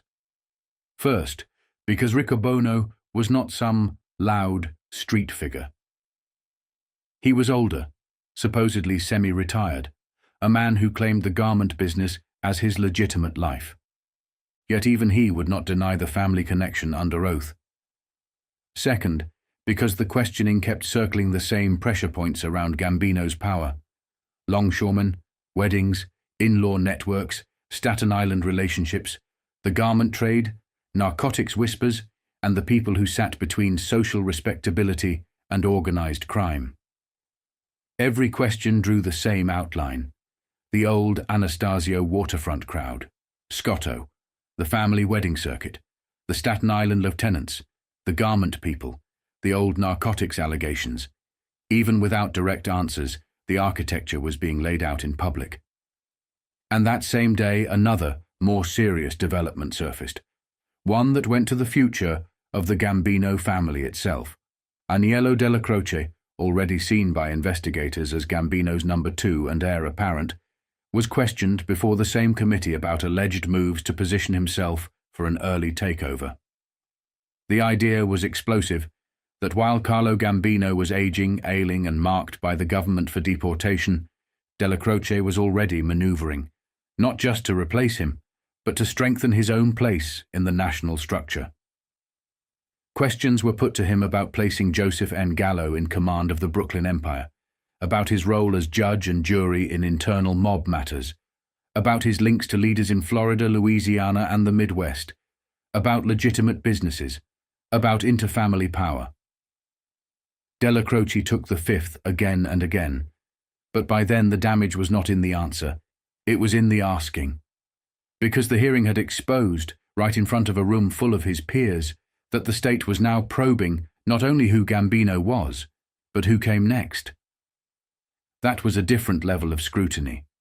It meant investigators were thinking in dynastic terms. Succession, internal governance, national board relationships, who backed whom in regional disputes. McLaughlin even asked Della Croce about Santo Trafficante and Carlos Marcello, whether he had involved himself in moves against Marcello's vending machine interests. Della Croce refused to answer. He also refused to discuss the 1966 La Stella meeting and the seating arrangements there. Again, the public learned the important part anyway. The committee understood there was a board above the local families. It understood Gambino's camp was in touch with Florida and Louisiana. It understood a leadership transition inside the Gambino family was not theoretical. It understood that the underboss was more than just a subordinate. He was a center of gravity. That had to unsettle Carlo Gambino. Not because Della Croce was disloyal in any effortless way, but because once the newspapers started describing the succession problem, they invited everyone else to think about it too. Prosecutors, rival families, ambitious captains, restless soldiers, and the younger men who were always waiting for an old boss to weaken. The next day the lens widened again, this time through Gerardo Catena. New Jersey authorities were trying to drag Catena in for questioning. He was missing, moving between Florida and New Jersey, refusing to be found. And the reporting said openly what many in law enforcement had already come to believe.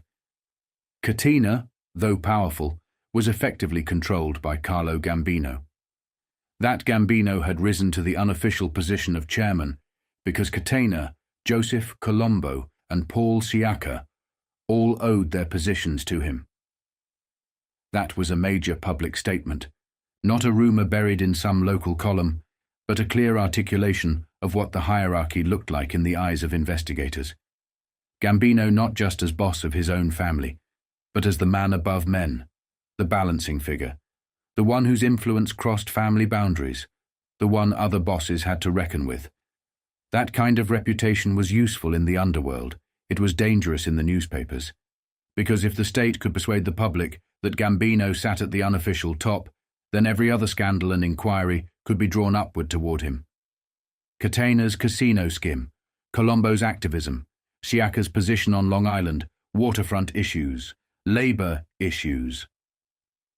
It all began to look connected by one central name. And then the Waterfront Commission moved more aggressively against Anthony Scotto. By February 17th, the Commission was preparing hearings aimed at revoking the license of a lumber company in which Scotto was said to hold an interest. That was important because Scotto was not some fringe figure. He was vice president of the International Longshoremen's Association, president of powerful Local 1814, and already identified by the Justice Department as a captain in the Gambino family. The company under scrutiny was tied to his wife's family. The Commission's theory was simple and devastating. A labor official could not lawfully hold interests in companies doing business on the same waterfront where he exercised union power. That was precisely the sort of blend that had made the Gambino family rich. Labor leverage on one side, company interests on the other. Representation and ownership wrapped around one another. The same men deciding who worked, who got paid, who got delayed, who got access to contracts, who got squeezed, who got favored. And the family ties sharpened the point. Scotto's wife, Marion, was the daughter of Anthony Anastasio, the old waterfront ruler and brother of Albert Anastasia. That meant the Commission was not just looking at some present-day paperwork problem. It was looking at lineage. The old Anastasio waterfront inheritance passed into the Gambino system through marriage, labor office and business fronts. Then came the tax angle. On February 20th, a grand jury, probing mob infiltration into legitimate business, returned a state income tax indictment against Dominic Bando, a reputed Gambino family member. He was accused of evading taxes on money allegedly received under the table from an executive at Progressive Drug Company. On paper, Bando worked as a warehouse security man despite prior narcotics convictions.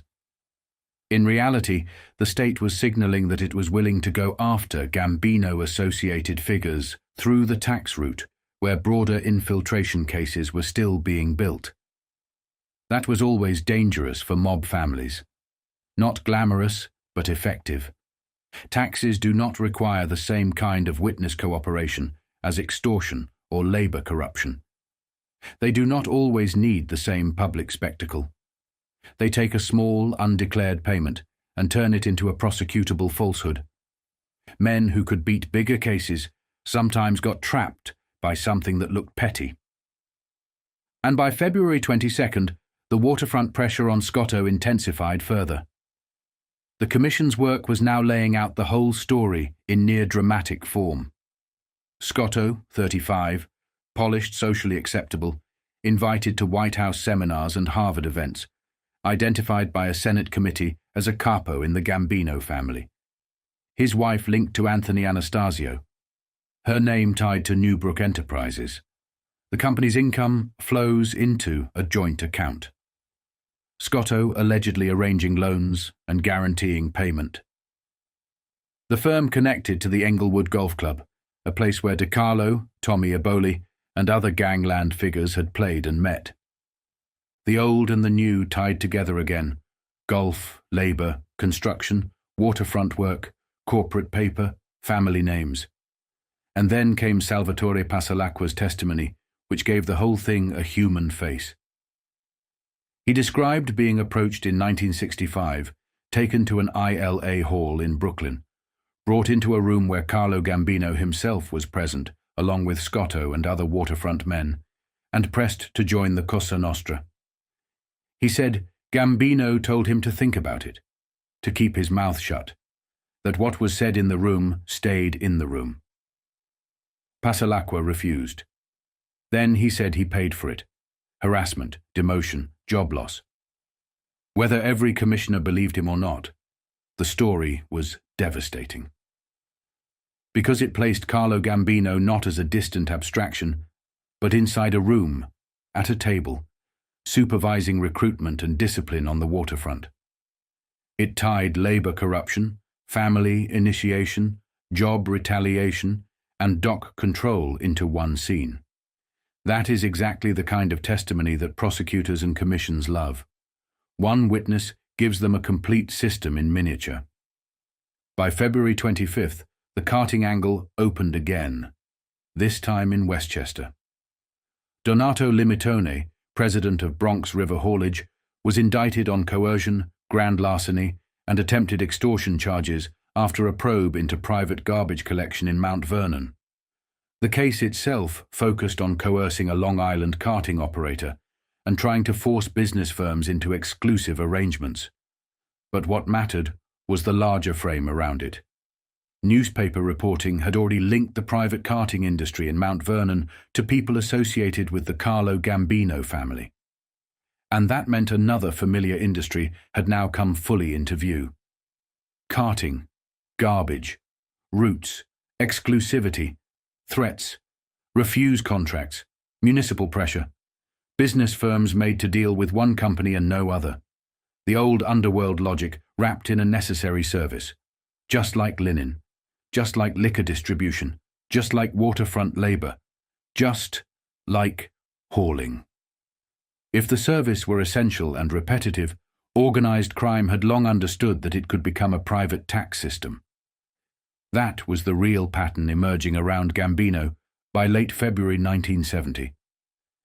His name kept appearing not simply in relation to one classic racketeering activity, but across a whole portfolio of power, immigration favors, and political influence through old intermediaries.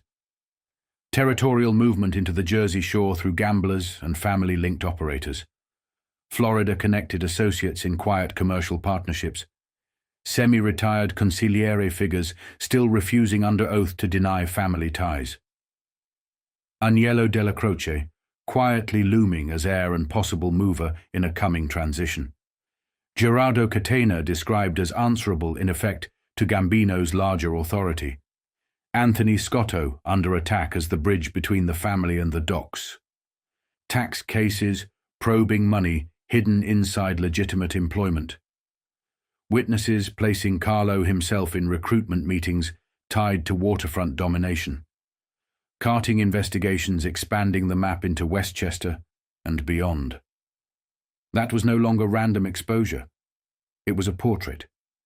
And portraits are dangerous because once the pieces are arranged in one place, people begin to see the whole structure. Carlo Gambino was still free, still disciplined, still absent when he needed to be absent, still protected by caution, infirmity, and the state's inability to convert every allegation into a conviction. But the month had moved beyond isolated incidents.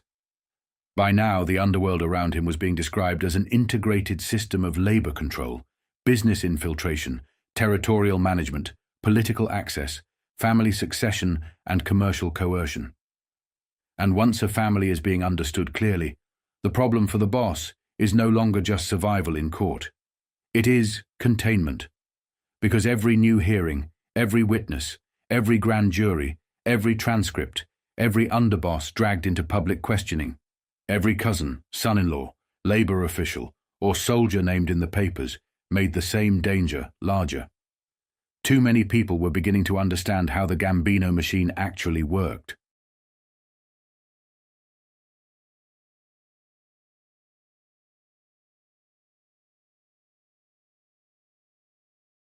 By March 1970, the pressure around Carlo Gambino had stopped looking accidental. It had a pattern now, a rhythm. Every few days another hearing, another indictment, another witness, another federal or state agency stepping out with a new piece of the same picture. Sometimes it was narcotics, sometimes labor, sometimes carting, sometimes the waterfront, sometimes a quiet political favor from years earlier resurfacing in the record. But the direction was always the same. More of the Gambino world was being dragged into the light, and more of it was being described not as scattered crime, but as a system. The first clear sign came on March 5th. A federal grand jury in Brooklyn indicted 5 men on conspiracy charges involving illegally imported heroin, and at the center of it again was Angelo Meli of Staten Island, identified in Justice Department and police records as a soldier in the Gambino family. Arthur Madonia was there with him, along with Vincent Beltempo, Ralph Cuomo, and John Coniglio. The government tied the case to the same massive heroin seizure from the previous summer. 20 kilos on Staten Island, 2 more in Brooklyn, $23 million worth of poison in all. That was not just another narcotics case. It was the case that had already created trouble inside the Gambino family itself. Federal agents had been saying for months that Angelo Meli and his brother Philip, also described as a Gambino soldier, had been marked for death by their own family for fumbling the heroin business and exposing the family to danger. According to the agencies, the leadership had not even known Angelo was in narcotics until the July arrest. That made the March indictment more than a formal charge. It was confirmation that the disaster had not gone away. It was still alive in court, still alive in the papers, still alive in federal files, and still hanging over the Gambino family as proof of something it hated most: loss of control at the soldier level. For Carlo Gambino, narcotics cases carried a different kind of risk from gambling or labor rackets. A bookmaking arrest might embarrass. A labor hearing might irritate. Heroin brought long sentences, federal heat, and the one thing the commission had always feared: men breaking under the weight of years.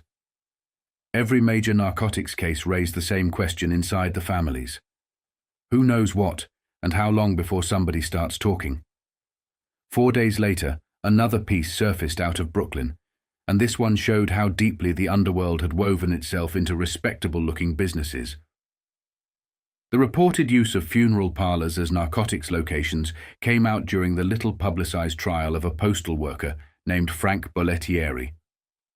The testimony pointed to Brooklyn funeral homes, notably the Moscarelli Funeral Home on 60th Street, but also others, including Ponce Funeral Home and the Edward J. Graziano operation, as places tied to narcotics traffic, stashes, meetings, and exchanges. Federal agent John O'Brien described months of surveillance, meetings, packages, coded talk, a shopping bag with bottles and dresses used as cover, and finally the arrest of Bollettieri with a kilo of methadone, synthetic heroin. The details were ugly enough, but the larger significance was the company these places kept. Ponce Funeral Home, according to the testimony, was under management believed tied to Carmine Lombardozzi. And Lombardozzi, in official records, was listed as a soldier in the Gambino family. The testimony also revived older names from narcotics files: Carmine Galante, Tony Consulo, Joe Sox Lanza, showing how funeral homes, parked cars, and businesses that should have symbolized mourning and respectability had become part of the underworld's quiet transport system. That was how this thing worked at its highest level. Not always through bars or gambling clubs, through businesses people trusted, through locations nobody wanted to question. A funeral home was perfect. Cars coming and going, men entering in suits, packages moved without drawing special attention. The right kind of place for the underworld because it sat inside ordinary life and was shielded by custom. And once again, a name from Gambino's family appeared close to the center. By then, there was a clear theme running through the month. The Gambino machine was no longer being shown only in its obvious rackets. It was being shown in its hiding places: funeral homes, warehouses, carting firms, waterfront companies, labor halls, restaurants, trucking offices. Every legitimate shell now looked like it might contain another layer underneath. On March 11th, another federal move landed, this time against Michael Catalano. Catalano was already awaiting trial on extortion charges when the FBI arrested him again, now on a California indictment for perjury tied to a platinum scheme. Authorities described him in court as a close associate of Gambino underboss Agnello Della Croce and of Philadelphia boss Angelo Bruno. 5 guns had been found in his home when the FBI picked him up in December on the earlier case. That mattered because Catalano was not being presented as a neighborhood. He was being placed in the serious company, the Della Croce level, the Bruno level, the cross-family business level. Perjury in itself was one thing, but when the perjury charge sat next to extortion, platinum deals, firearms, and close association with the Gambino underboss, it told a broader story, that Della Croce's orbit was undergoing scrutiny, and that the investigators were increasingly willing to work outward from his relationships, not just upward toward Carlo. That was dangerous for the Gambino family for a simple reason. Della Croce was no fringe man. He was the future. The hard center. The one men watched because he could discipline, mediate, and eventually inherit. Every case that touched his network gave the state another route into the family's core. 2 days later, the carting story widened again. Nicholas Melillo, whose name had long surfaced in Westchester garbage racketeering investigations, pleaded guilty in federal court in an extortion case involving the Roundabout Club in New Rochelle. Melillo was described by government sources years earlier as a Gambino family member. The charges laid out the old pattern. He and others had tried to take over the nightclub by force, threats, intimidation, offers of protection, promises of more customers, and then outright violence. Lead pipe treatment, black-coated men sitting in the club staring down owners, business collapsing under pressure until the target either gave up a piece or lost the place entirely. That was not just a nightclub shakedown. It was the same method showing up again. First an offer, then the suggestion of benefits, then the implied threat, then the visible intimidation, then the violence, then ownership without ownership. And that linked directly back to the garbage investigations in Mount Vernon and Westchester, where Melillo's trucking firms had already surfaced around city contracts and private hauling. Again, the same industries kept returning around Gambino's world. Carting, hauling, clubs, suppliers, pressure, silent partners, coercion dressed as business. By mid-March, law enforcement and the press began saying openly what many of them had been circling around for weeks. On March 15th, the Kansas City Star, drawn on New York Times reporting, stated flatly that Carlo Gambino had become the top regional boss again for the first time since Genovese had gone to prison. Not just boss of his own family, boss over the 6 families in the New York-New Jersey sphere. The man receiving a steady flow of visitors. The overseer. The arbitrator of disputes. The man whose underboss, Agnello Della Croce, was already sitting in as judge and mediator in hearings at places like the Ravenite Social Club. That was a major threshold. Up until then, much of the reporting had implied Gambino's primacy. Now, it was being written and repeated as the organizing fact. He was the most powerful of the family bosses, the regional overlord.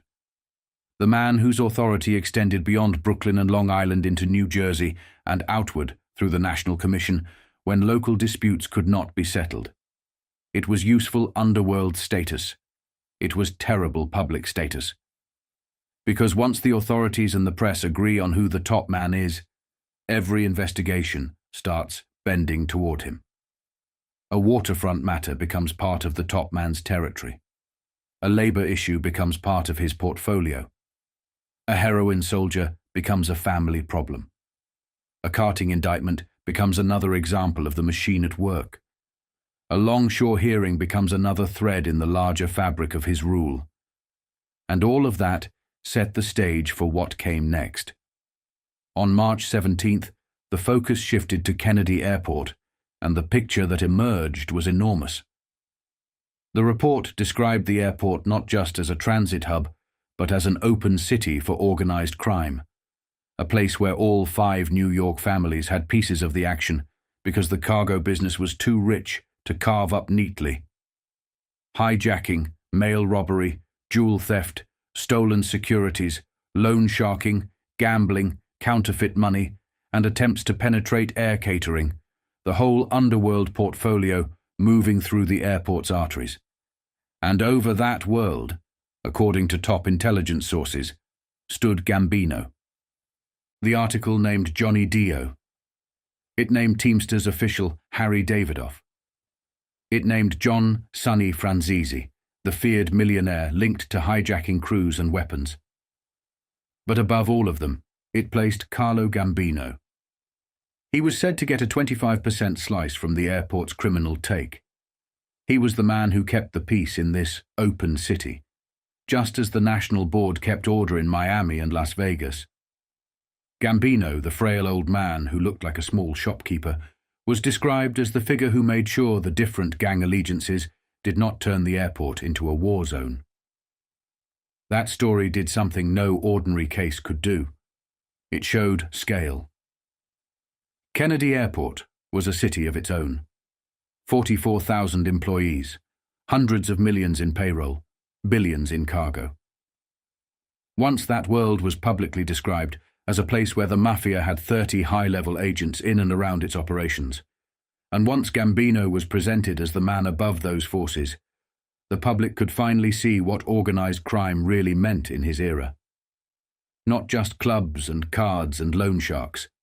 Infrastructure, transportation, national commerce. Goods moving into the country and out of it.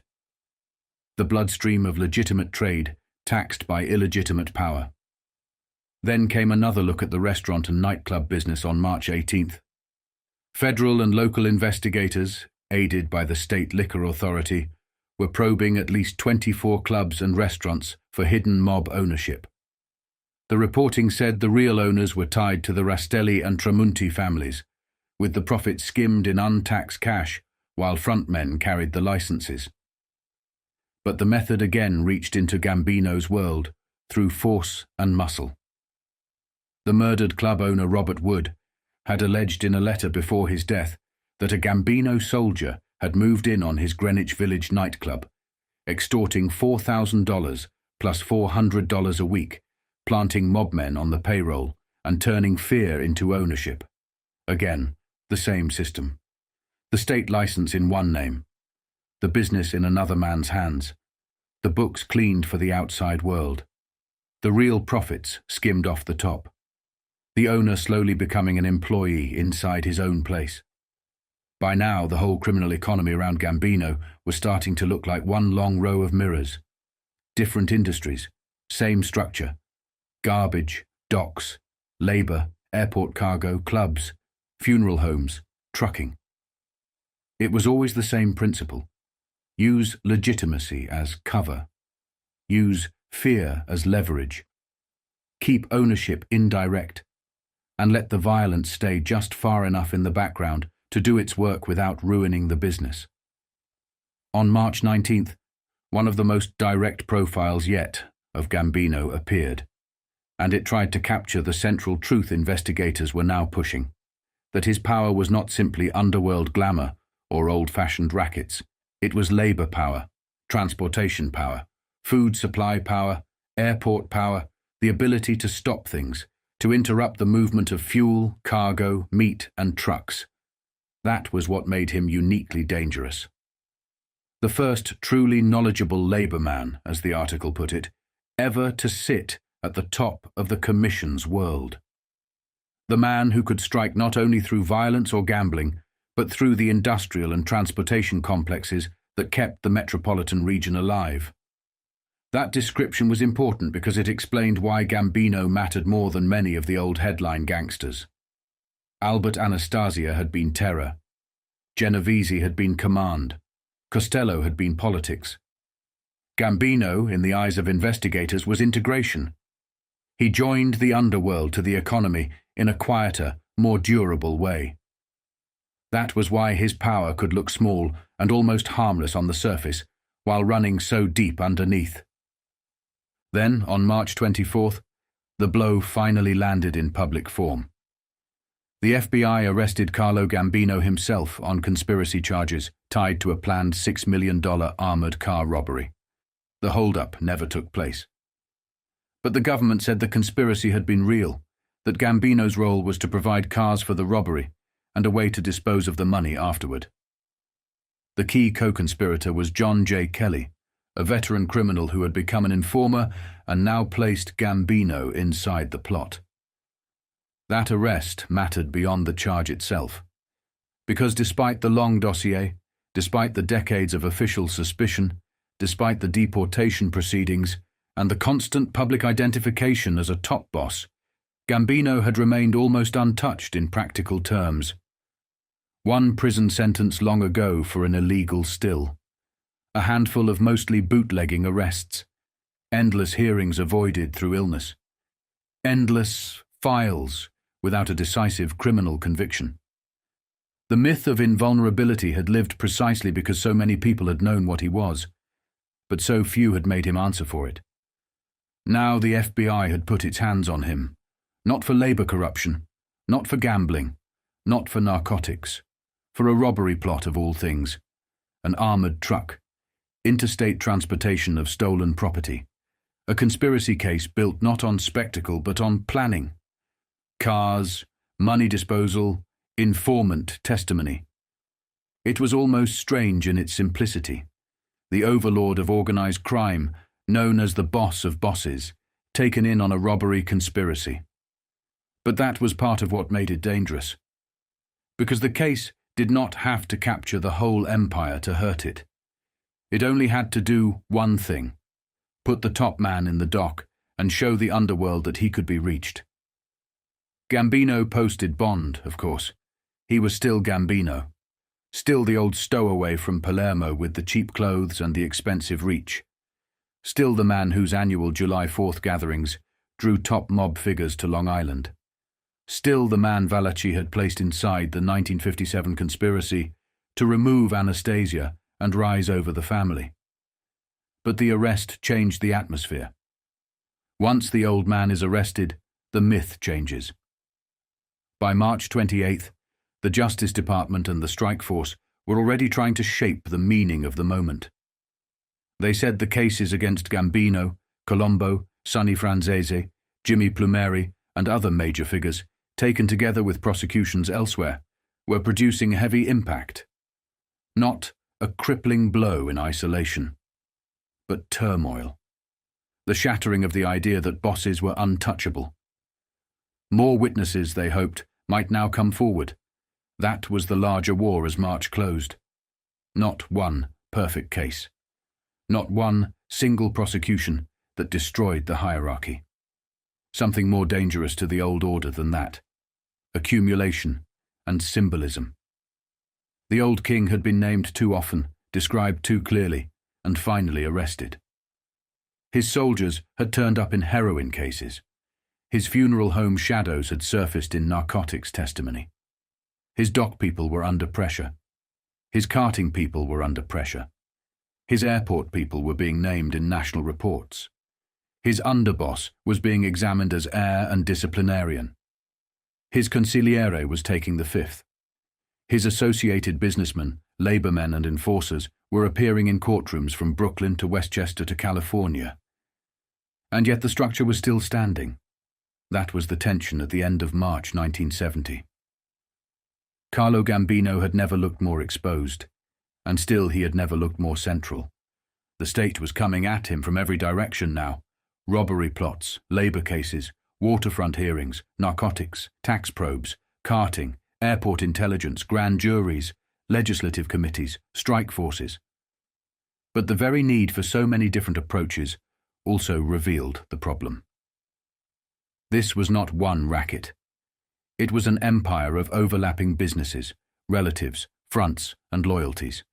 Cut one line, another kept moving. Hit one soldier, another operation surfaced somewhere else. And for men around Gambino, the question was no longer whether the government knew. It clearly knew a great deal. The question was whether it knew enough, fast enough to break the machine before the machine adapted again.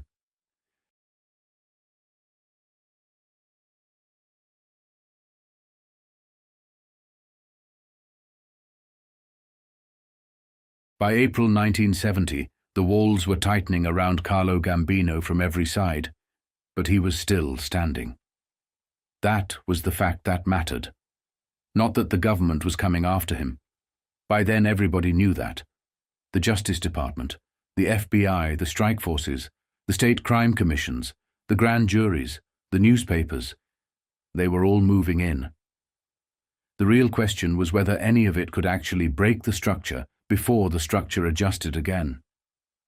At the start of the month, Gambino was still fighting on the oldest front of all, deportation.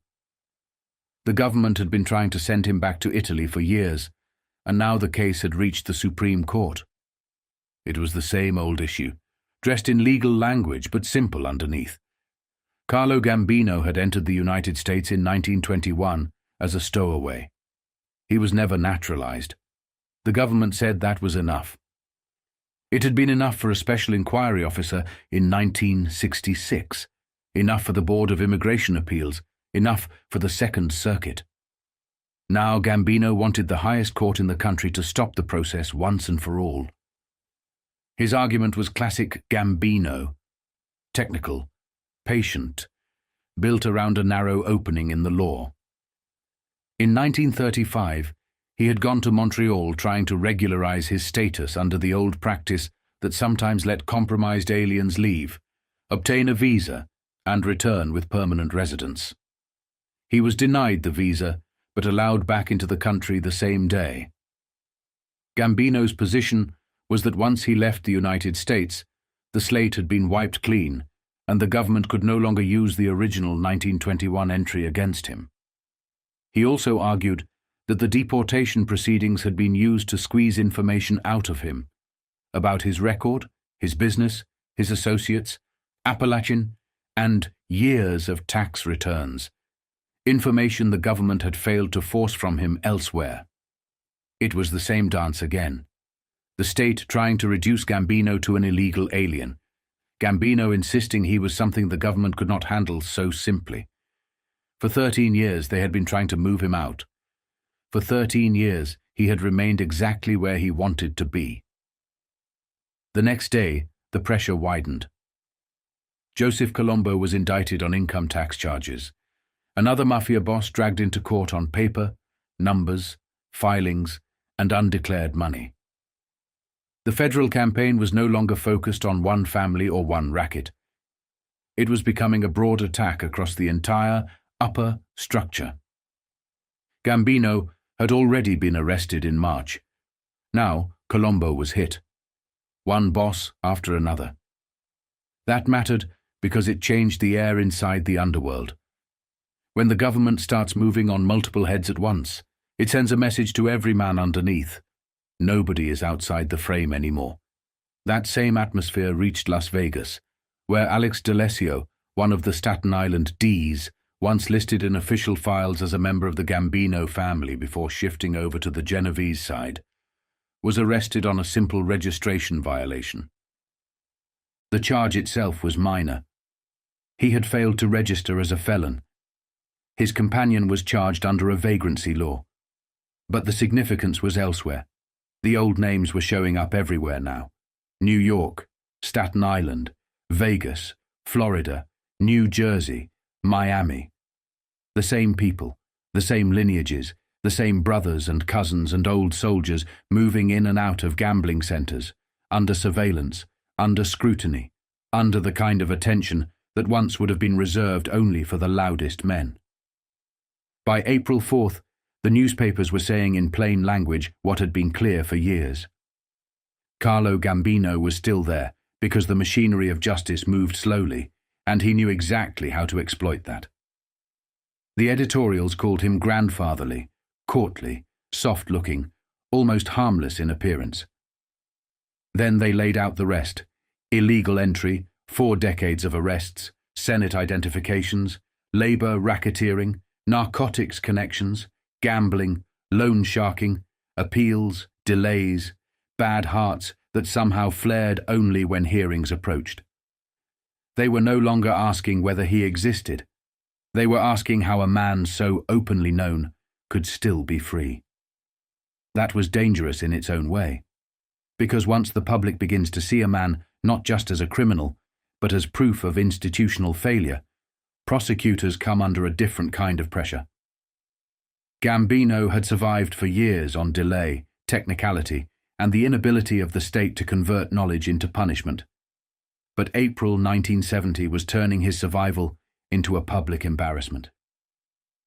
The public talk got louder.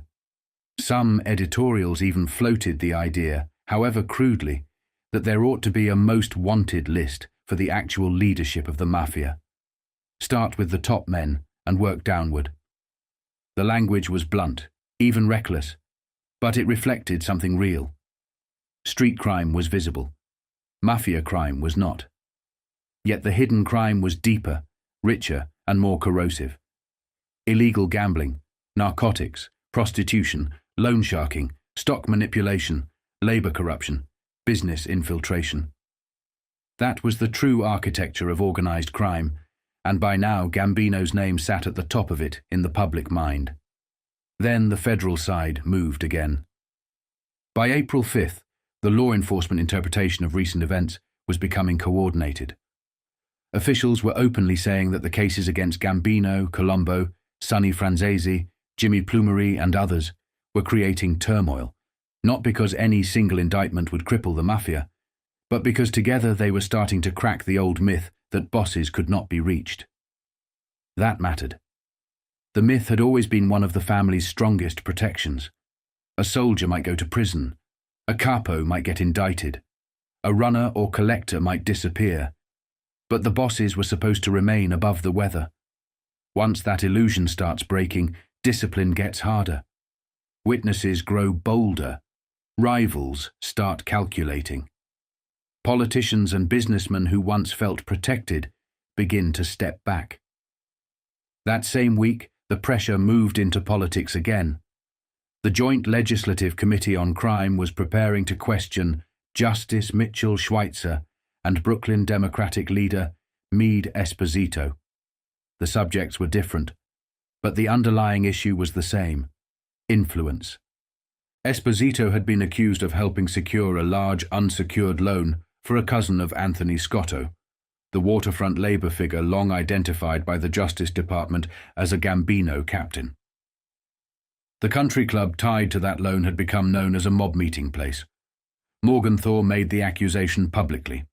Esposito denied wrongdoing, but the significance did not depend on the outcome of one hearing.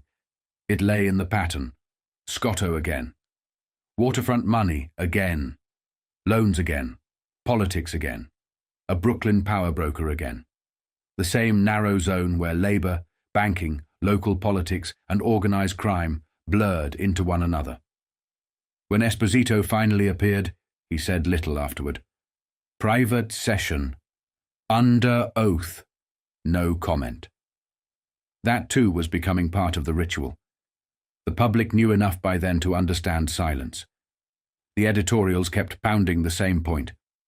Crime flourishes when prosecution is weak, when courts move slowly, when officials delay, when judges and prosecutors fail to act, until the problem has already matured into something massive. Gambino had become the perfect example. First arrested 40 years earlier. Illegal entry known for decades. Identified again and again as a top underworld leader. And still he was free, still appealing, still operating, still able to turn a weak heart into a procedural shield whenever he needed it. By April 10th, the broader federal line was unmistakable. Attorney General Mitchell was describing the offensive in numbers now. Hundreds of members and associates under indictment, strike forces multiplying, legitimate businesses being targeted alongside the men who used them. The strategy was two-pronged. Hit the bosses, hit the assets. Break the people, break the businesses. Do enough damage to the organization that the structure itself begins to fail. That was the theory. The reality was harder. Even as federal men claimed progress, Others inside the Justice Department were warning privately that reports of the Mafia's collapse were badly overstated. The bosses were nervous, yes. More careful, yes. Allergic to telephones, bugs, and old meeting habits, yes. But they were still operating. Their political ties were still strong. Many of the real Borgata bosses remained almost unknown to the public. And even La Cosa Nostra, powerful as it was, might not be the final layer at all. There were suggestions that in some places it answered upward to larger financial and political interests, or at least worked in concert with them. That was why some of the more serious federal men were laughing at the idea that the mob was already dying. It was not dying, it was adapting. And that would have mattered to Gambino, because as much as the newspapers were building him up as boss of bosses, the professionals understood something else. He was not ruling in a vacuum. He was part of a living, shifting system. New York, New Jersey, Philadelphia, Florida, Las Vegas, Miami, the Caribbean, Pittsburgh, Detroit, New Orleans, and New England. The names changed by district, but the structure remained. John LaRocca in western Pennsylvania, Bruno in Philadelphia and South Jersey, Marcello in Louisiana, Patriarca in New England, Catena and Colombo, and Sciacca and Tramunti closer to home. Different provinces, different fronts, same grammar of power. That is why the article on Angelo Bruno's business empire in late April mattered, even though it was not about Gambino directly. Bruno's legitimate operations, hotels, casinos, savings and loans, garbage, real estate, frozen foods, vending, condominiums, Caribbean money, Philadelphia loans, mirrored the same world Gambino inhabited. And there, too, Gambino's name surfaced, tied to Florida land, tied to the same circles, tied to the same broader economy of criminal capital moving through apparently lawful channels. That was the point. These men were not just gangsters. They were businessmen with underworld enforcement behind them. Meanwhile, cases against Gambino-linked figures kept piling up. Nicholas Melillo, the Queen's garbage figure identified as a Gambino man, drew 10 years for perjury and extortion conspiracy. He had tried to take over the Roundabout in New Rochelle through threats, violence and intimidation, using the old black-coated stare-down tactic until the place died. Now he was going away. Another piece of the garbage carting pressure system falling into the hands of federal judges. In Mount Vernon, refuse licenses and hauling contracts were still under scrutiny, with Joseph Gambino's name appearing again around old equipment deals and garbage hauling arrangements. Even when the case centered on local carting firms or contract technicalities, the same family network remained in the background. One cousin. One business partner. One operator. One contract. One line back to the same man in Brooklyn and Long Island. Then, on April 28th, the pressure struck close to Gambino's center again. Angelo Bruno was indicted in New York over his grand jury testimony about Santo Domingo hotel owners. But more important for the Gambino story, Agnello della Croce, his reputed underboss and likely heir, was hit with criminal contempt charges. So was Michael Catalano, another man already described by prosecutors as part of Della Croce's world. That mattered because Della Croce was no longer just being mentioned as a hard man, an enforcer, a future boss. He was now taking legal fire directly. A family can absorb trouble at the edges. It gets harder when the trouble reaches the succession line. And on that same day, a federal grand jury indicted Carlo Gambino and 4 others on the armored truck conspiracy. What had begun as an arrest in March was now formal. The robbery plan, the Chase Manhattan money, the cars, the disposal of proceeds, the informant John Red Kelly, all of it was now inside an indictment. Gambino was no longer just accused in the newspapers. He was charged in court. That changed the month. Because by late April 1970, the picture around Gambino had become impossible to ignore. He was fighting deportation before the highest court in the country. He had already been arrested and now indicted in a multi-million-dollar robbery conspiracy. His underboss was under contempt charges. His associated captains and businessmen were under extortion, perjury, tax, and narcotics pressure. His labor flank through Scotto kept drawing in politicians, judges, committees, and the Waterfront Commission. His old soldiers and cousins kept surfacing through garbage contracts, hauling firms, and long-running carting probes. His world was being described more openly than ever as an empire of labor, transportation, business fronts, gambling, narcotics, airport influence, and political access. And yet the essential fact remained unchanged. Carlo Gambino was still there, still free on bond, still appealing, still using the same methods that had preserved him for years: distance, patience, silence, intermediaries, illness when useful, invisibility when wise, and an empire so spread out that no one case could explain all of it. That was what made April 1970 so dangerous for him and so frustrating for the government. The state was finally learning how to describe the machine. It was learning how to attack it from several directions at once. But the machine was still functioning, still earning, still protecting itself, still shifting weight from one front to another. And the more pieces that surfaced, the clearer it became that the issue was no longer whether the authorities could identify Carlo Gambino. The issue was whether they could move fast enough, hard enough, and high enough to stop what sat behind him before the next layer closed over.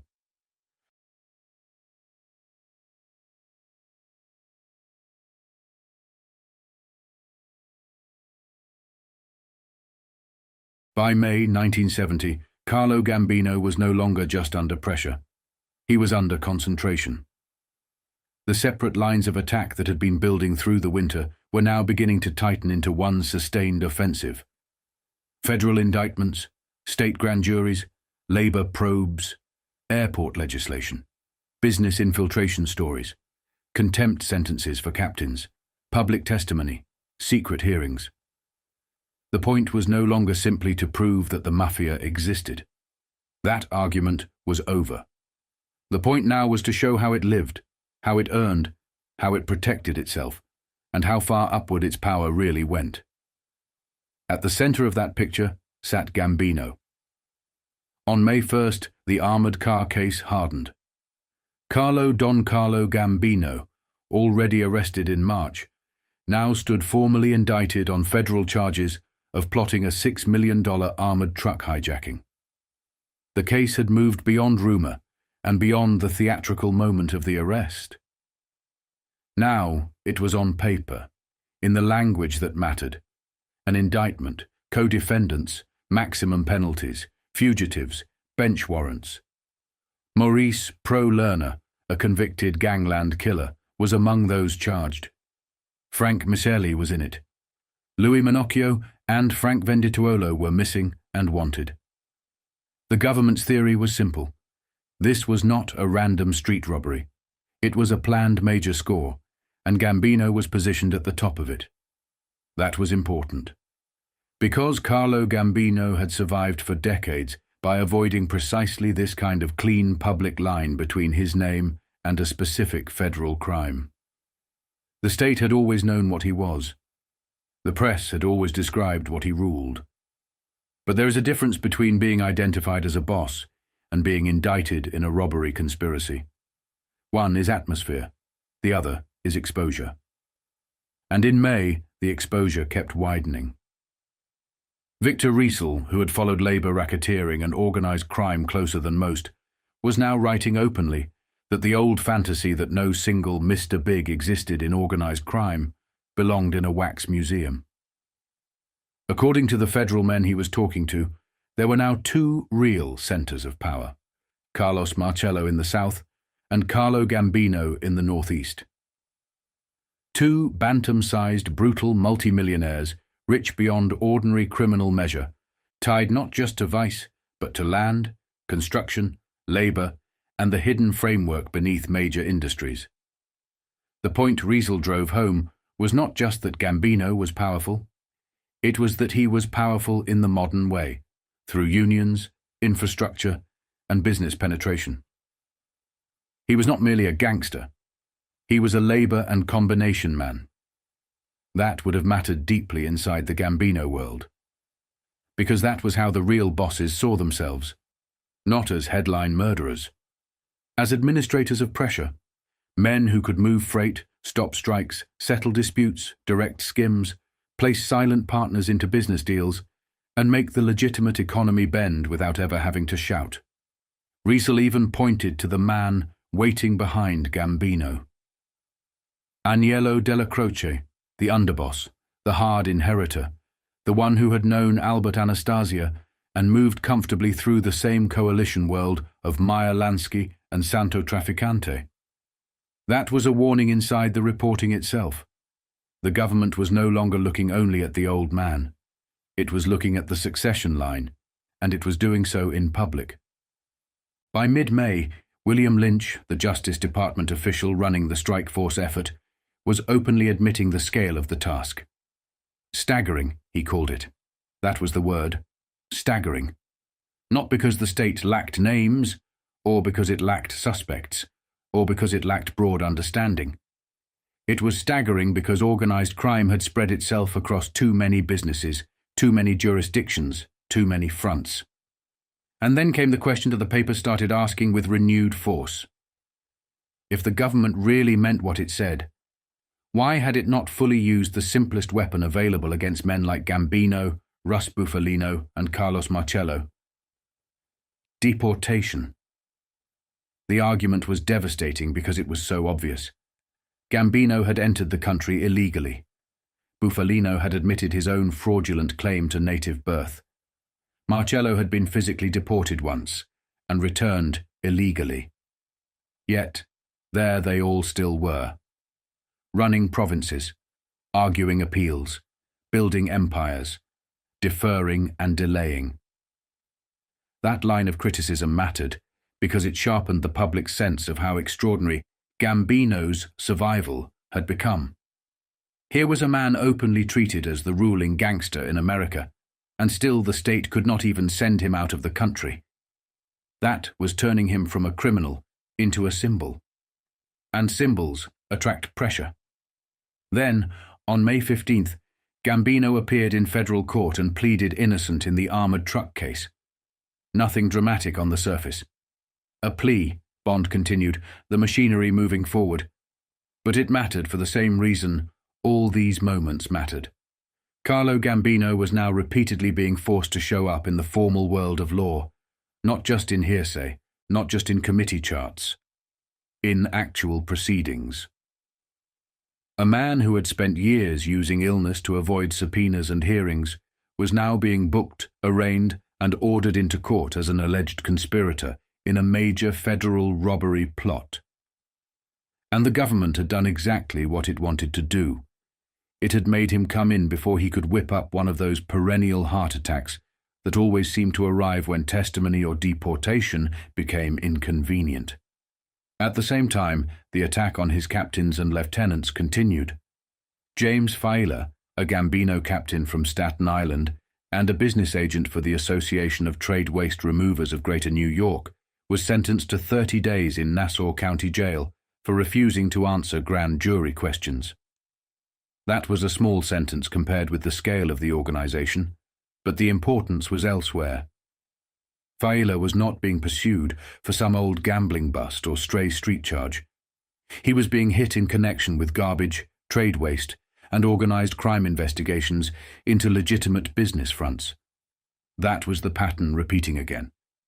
Labor, carting, garbage, refuse. Services people could not do without. Services that could be monopolized, taxed, pressured, and controlled. The old underworld understood something the public was only slowly beginning to understand. The best criminal businesses are the ones that look routine. And that same month, the state moved against the airport structure too. The bill expanding the Waterfront Commission into the airports was signed. Newark, LaGuardia, Kennedy, access to air cargo, freight truckers, security areas, licensing. The old dock commission model, created to clean up the harbour, was now being extended into the one zone everyone understood had become too rich and too vulnerable to leave alone. Cargo theft, air freight infiltration, trucking, personnel access, freight movement. This was not some side issue. Kennedy Airport had already been described as an open city where all the New York families operated. Law enforcement had already been told Tramunti's family had a hand in it, and Gambino's family did too. Now the state was changing the law to meet the reality.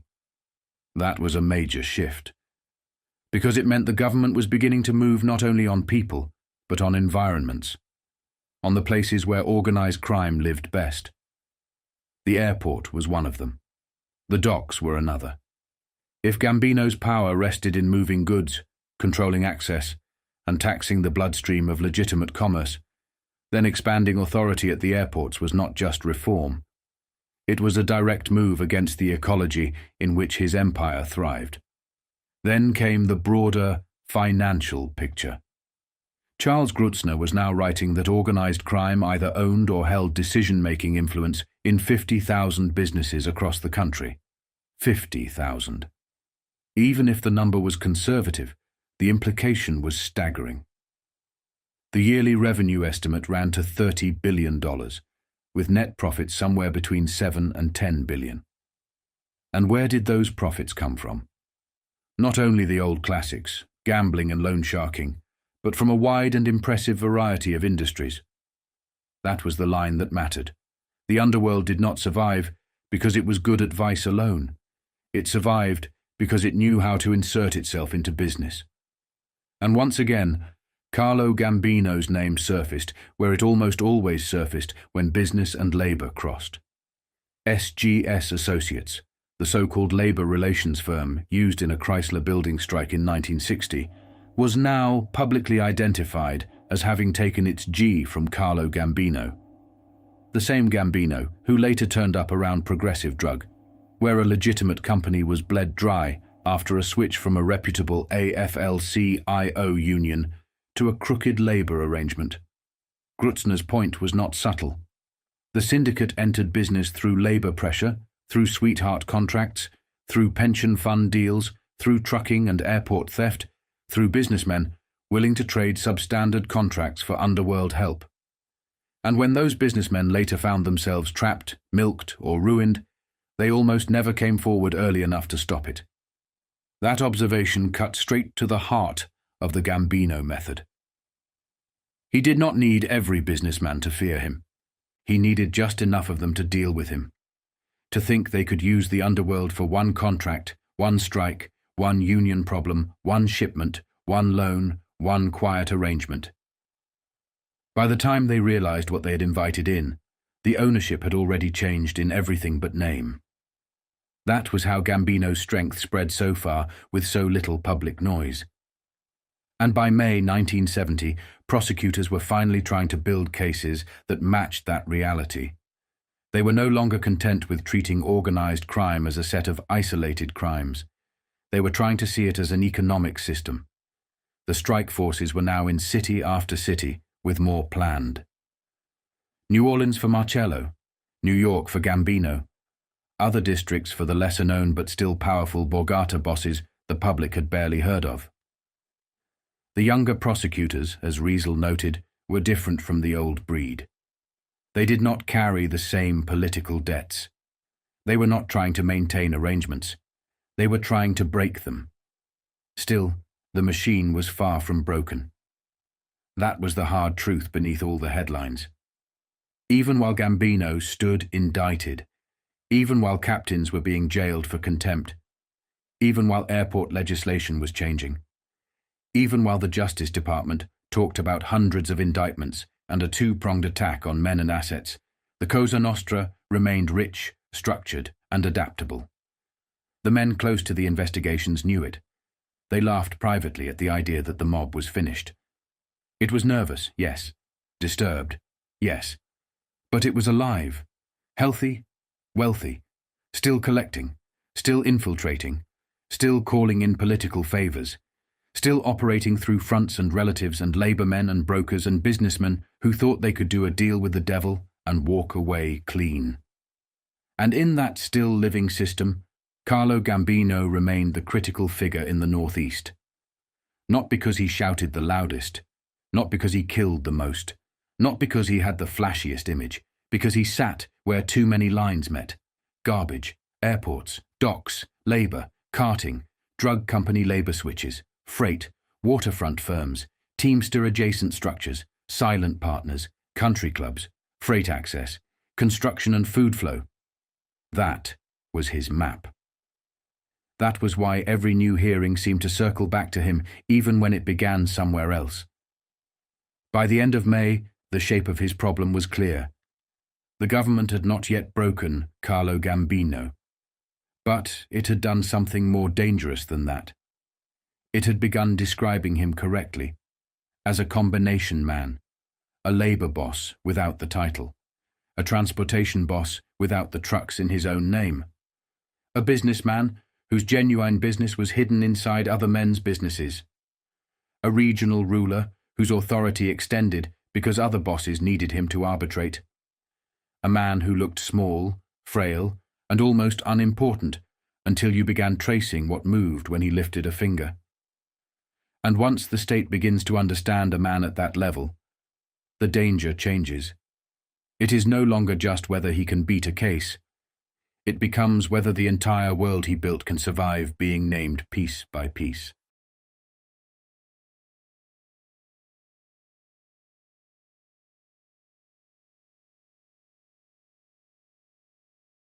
By the end of May 1970, the pressure on Carlo Gambino had stopped looking like a campaign and started looking like a siege.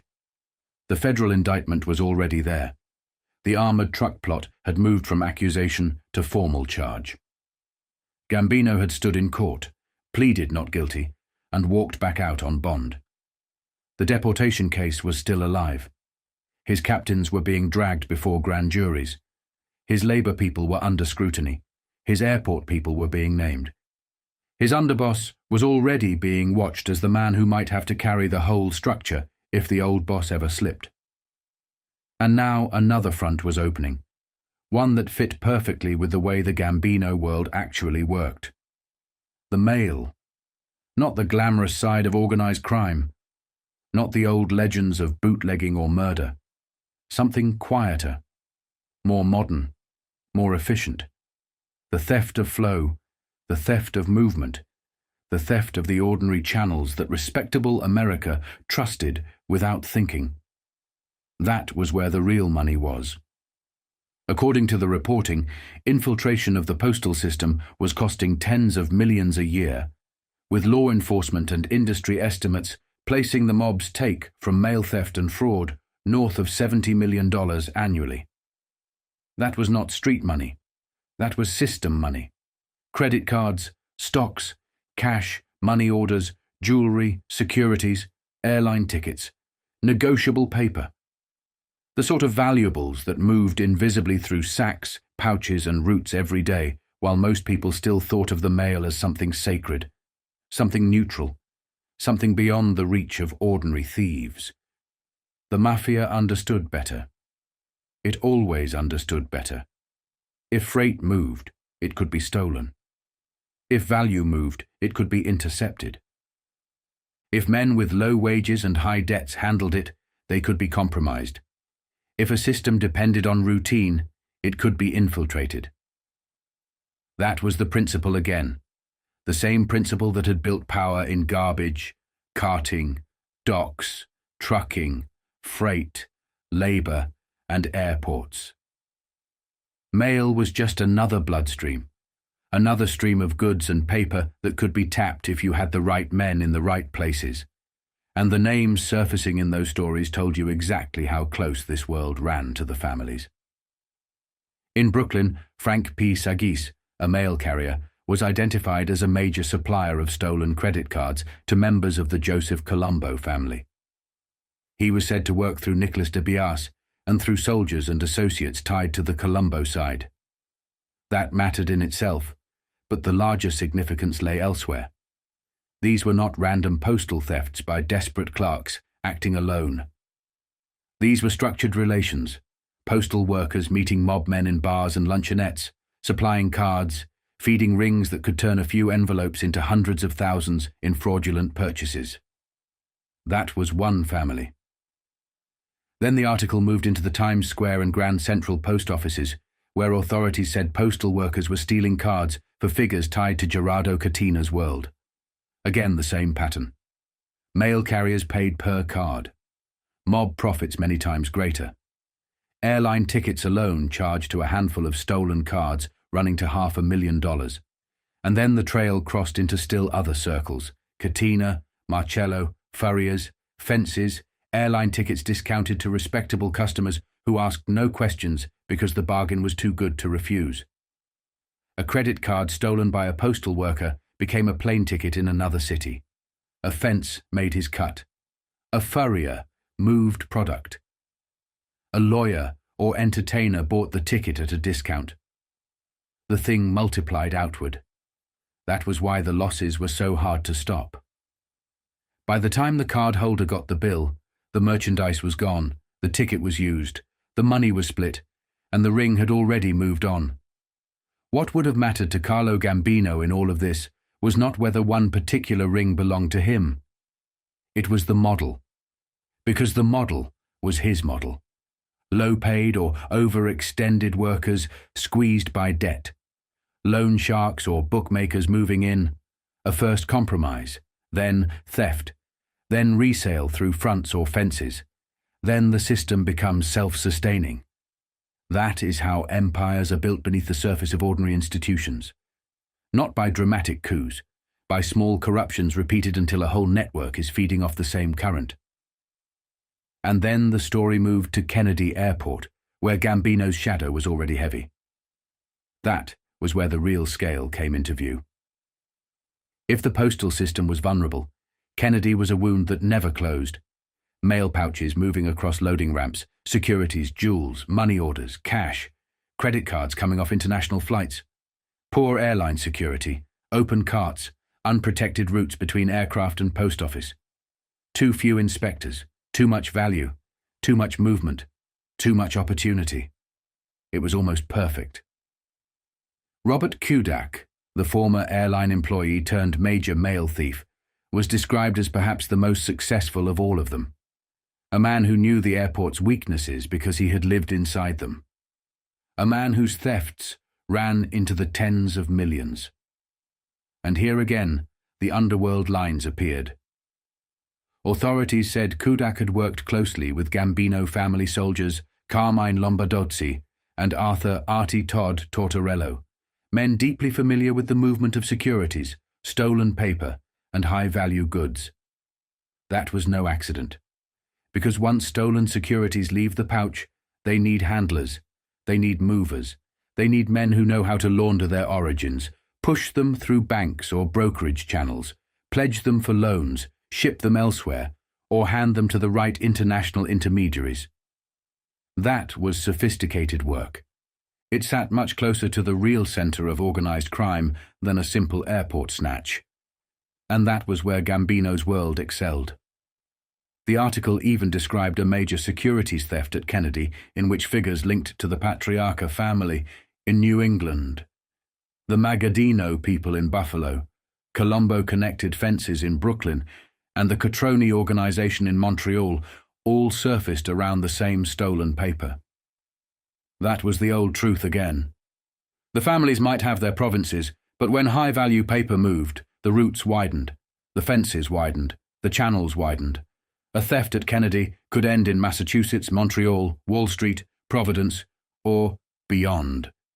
That is why the airport mattered so much. It was not just another rich target. It was a junction, a place where local rackets became interstate and international, a place where the New York families met the rest of the underworld economy. And the law was finally trying to answer that with structure of its own. The new airport legislation, the expansion of the Waterfront Commission, the coming licensing of freight handlers, the security zones. Those were signs that the state had finally understood that airports had become what docks once were. Gateways. Vulnerable gatekeepers. Rich points of intersection where labor, freight, trucks and stolen cargo could all be influenced by the same men. That should have worried Gambino. Because airports, like docks, were not merely profitable. They were symbolic of reach. If the government could begin closing the spaces where the families moved goods, then it was no longer just prosecuting individual men. It was trying to suffocate the environment in which those men had grown rich. Still, the state was not moving cleanly. That was one of the most telling parts of the mail stories.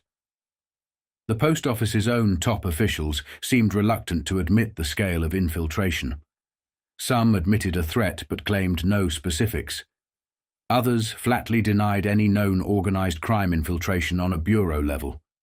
That was absurd on its face, and the investigators working the ground knew it. Cases were sitting right there.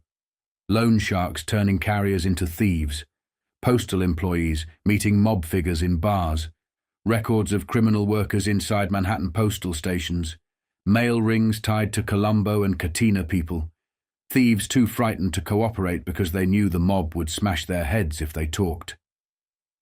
Yet the institution still resisted saying the thing out loud. That, too, was part of Gambino's world. He did not depend on total ignorance. He depended on partial. Recognition without full institutional response. Enough knowledge to make people nervous. Not enough will to force a complete reckoning. Enough leaks to fill newspapers. Not enough coordinated internal discipline to shut the doors. That was why the state always seemed one step behind. It knew. It often knew in detail. But its agencies still hesitated, still fragmented, still protected their own blind spots. And that was where the Mafia lived best. The stories made that brutally clear when they described how postal workers got turned.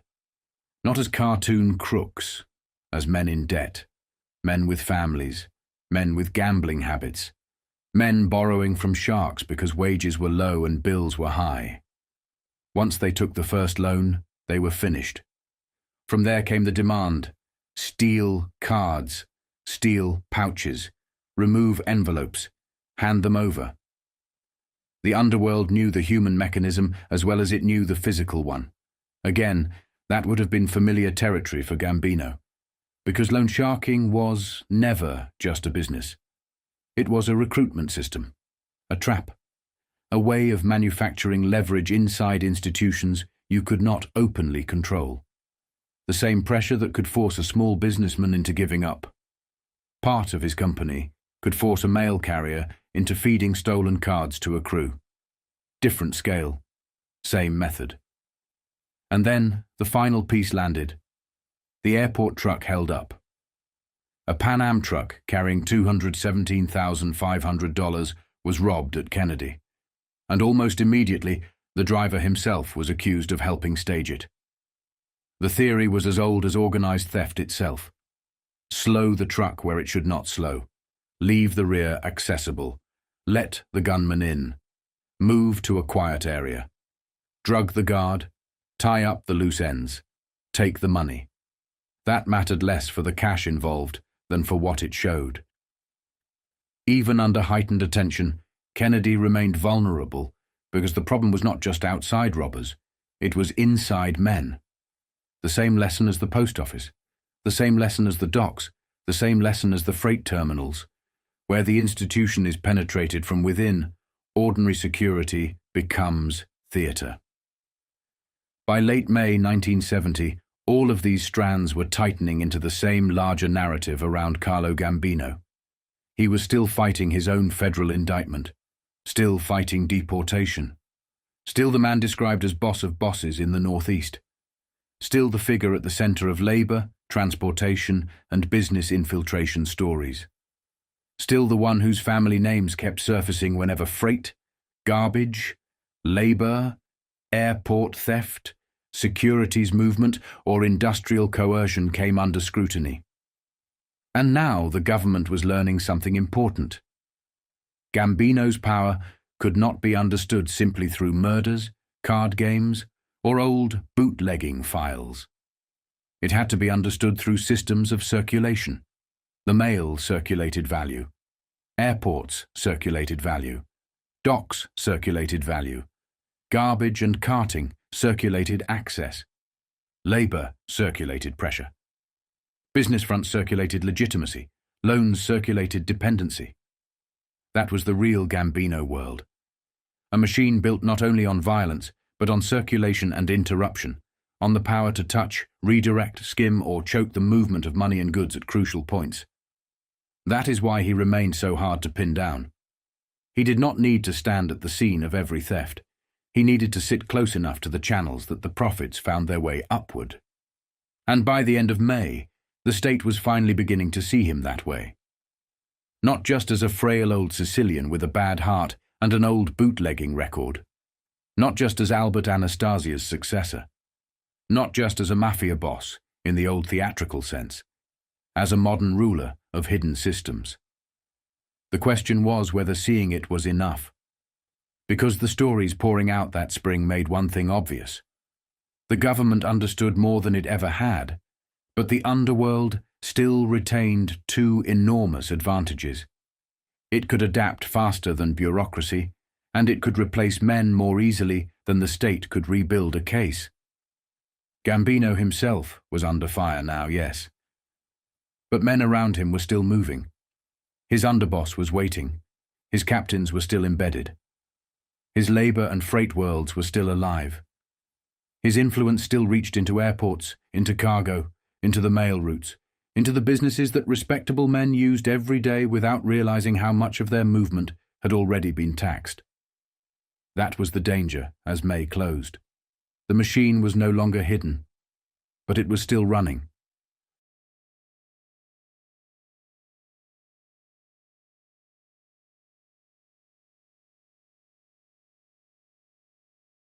By June 1970, the pressure around Carlo Gambino had spread far beyond Brooklyn, Staten Island, and the old New York rackets. His name, or the names of men tied to him, kept surfacing in Florida, Boston, Chicago, Miami, Canada, the airports, the stock market, the courts, and the grand juries. What had once been treated as a local underworld was now being described for what it really was, a network with regional power, national reach, and enough legitimate fronts to hide itself in plain sight. Florida was one of the clearest examples. On June 3rd, Attorney General Earl Faircloth moved under the state's new anti-mafia law to revoke the charter of the T&D Drive-In on Northeast 79th Street in Miami. The target was not the hamburger stand itself. It was what the restaurant represented. Faircloth said Ettore Terry Zappi, listed with the corporation and long identified in organized crime testimony as a close associate of Carlo Gambino, was part of the Gambino family and was using Florida's corporate system the same way mob investors had used so many other respectable-looking fronts. The next day the suit was formally filed and the language was blunt. Illegal money raised elsewhere, Faircloth said, was being poured into legitimate businesses in Florida. That was the pattern again. Not just bookmakers or Shylocks hiding in bars.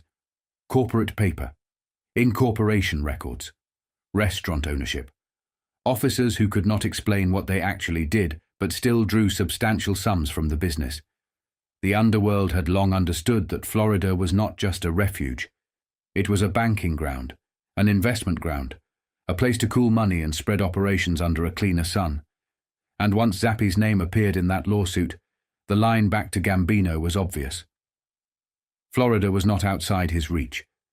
It was one of the places where his reach was settled. At the same time, the old wars inside the underworld were still spilling into public view. The newspapers were now writing again about the Bonanno-Sciacca conflict and the bodies it had left behind. Gaspare Magadino in Brooklyn, Anthony Lobello in Queens. Dead men lying too openly for a society that preferred to kill in silence. The stories returned to Joseph Bonanno's old ambition to replace Genovese as boss of bosses, to the blood that followed, to the kidnapping that forced him to step back, and then to his return from exile in Arizona to push again through the Canadian side of the business. The name of Carlo Gambino sat in that history as one of the men Bonanno had once marked for death when he tried to seize the top.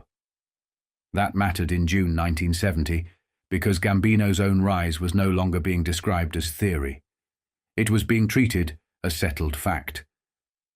He had survived the old power struggles, outlived the men who challenged him, and now sat at the point where every war, every succession fight, every regional dispute seemed to tilt toward him or away from him. That made him more than a New York boss. It made him the weight in the room. And the law was starting to move accordingly. On June 11th, Brooklyn District Attorney Eugene Gold announced indictments against 46 reputed Mafia figures for criminal contempt after they refused to testify before a grand jury probing organized crime infiltration of legitimate businesses. This was not a minor sweep. It was one of the largest actions of its kind in years. The names cut across families, but one of the most important on the list was Angelo della Croce, the Gambino underboss. That was critical. Up to that point, Carlo Gambino had often remained the quiet center while others, captains, soldiers, labor men, cousins, outer ring associates, absorbed the subpoenas and committee questions. Now the pressure had climbed directly into his succession line. Della Croce mattered because everyone understood what he was. He was not just a lieutenant. He was the hard edge of the family.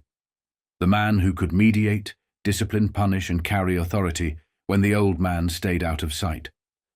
The government had already begun describing him that way. These contempt indictments pushed that reality into the open again. If Gambino's machine had a spine beneath the frail public image of Don Carlo, Della Croce was part of it. 2 days later, another piece of the family's business world took a hit. Carmine Lombardozzi, the reputed Gambino lieutenant whose name had turned up again and again wherever stolen securities, Wall Street paper, and complex financial thefts were concerned, was sentenced in federal court to 2 years in prison for conspiring to cash $50,000 in stolen brokerage checks. That sentence mattered far beyond the dollar amount. Lombardozzi was not just another soldier caught with bad paper. He represented one of the most modern and sophisticated sides of the Gambino empire, the side that understood securities, brokerage channels, negotiable paper, and the conversion of theft into apparently respectable finance. That was one of the real strengths of the Gambino family. It did not live only in dice, numbers, and waterfront rough work. It had men who understood paper, men who could move stolen securities, fraudulent checks, stock certificates, and the hidden financial instruments that let organized crime operate at a much higher level than the public usually imagined. Lombardozzi's conviction was a blow because it touched that level. Meanwhile, the old public argument over the Mafia's ethnic mask kept growing louder. Joseph Colombo and his league had already made the issue visible by picketing the FBI and denouncing the use of Italian names as shorthand for organized crime. Then came the biggest roundup in years. Dozens of men tied to the Bonanno, Gambino, and Colombo families taken in or sought on contempt charges. The newspapers, with a kind of grim irony, pointed out the contradiction. Colombo claimed ethnic persecution. The district attorney's office responded with a list of 46 indicted figures and hundreds of prior arrests, among them for gambling, abortion, rape, narcotics, homicide, and more.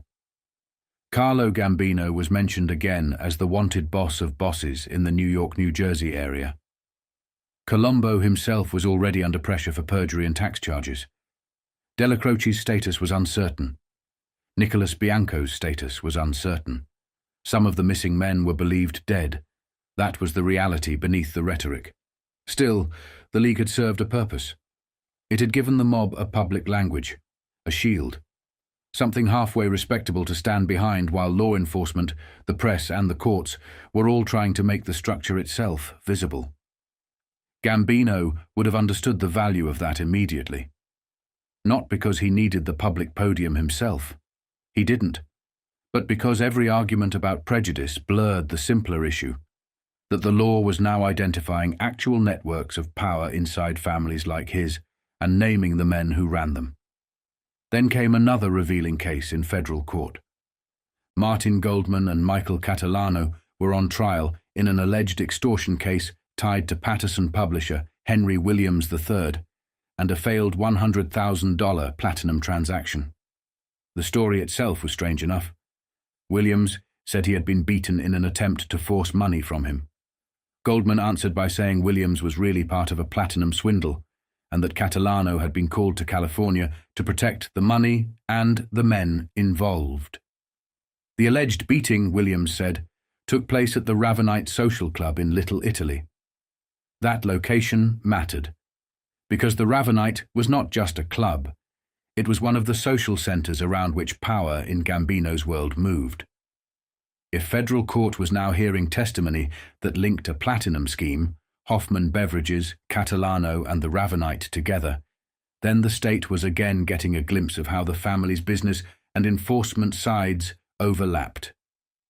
Catalano had already been described in court as close to Della Croce and Bruno. Here he was again, in another case, around another deal involving money, protection, violence, and disputed losses.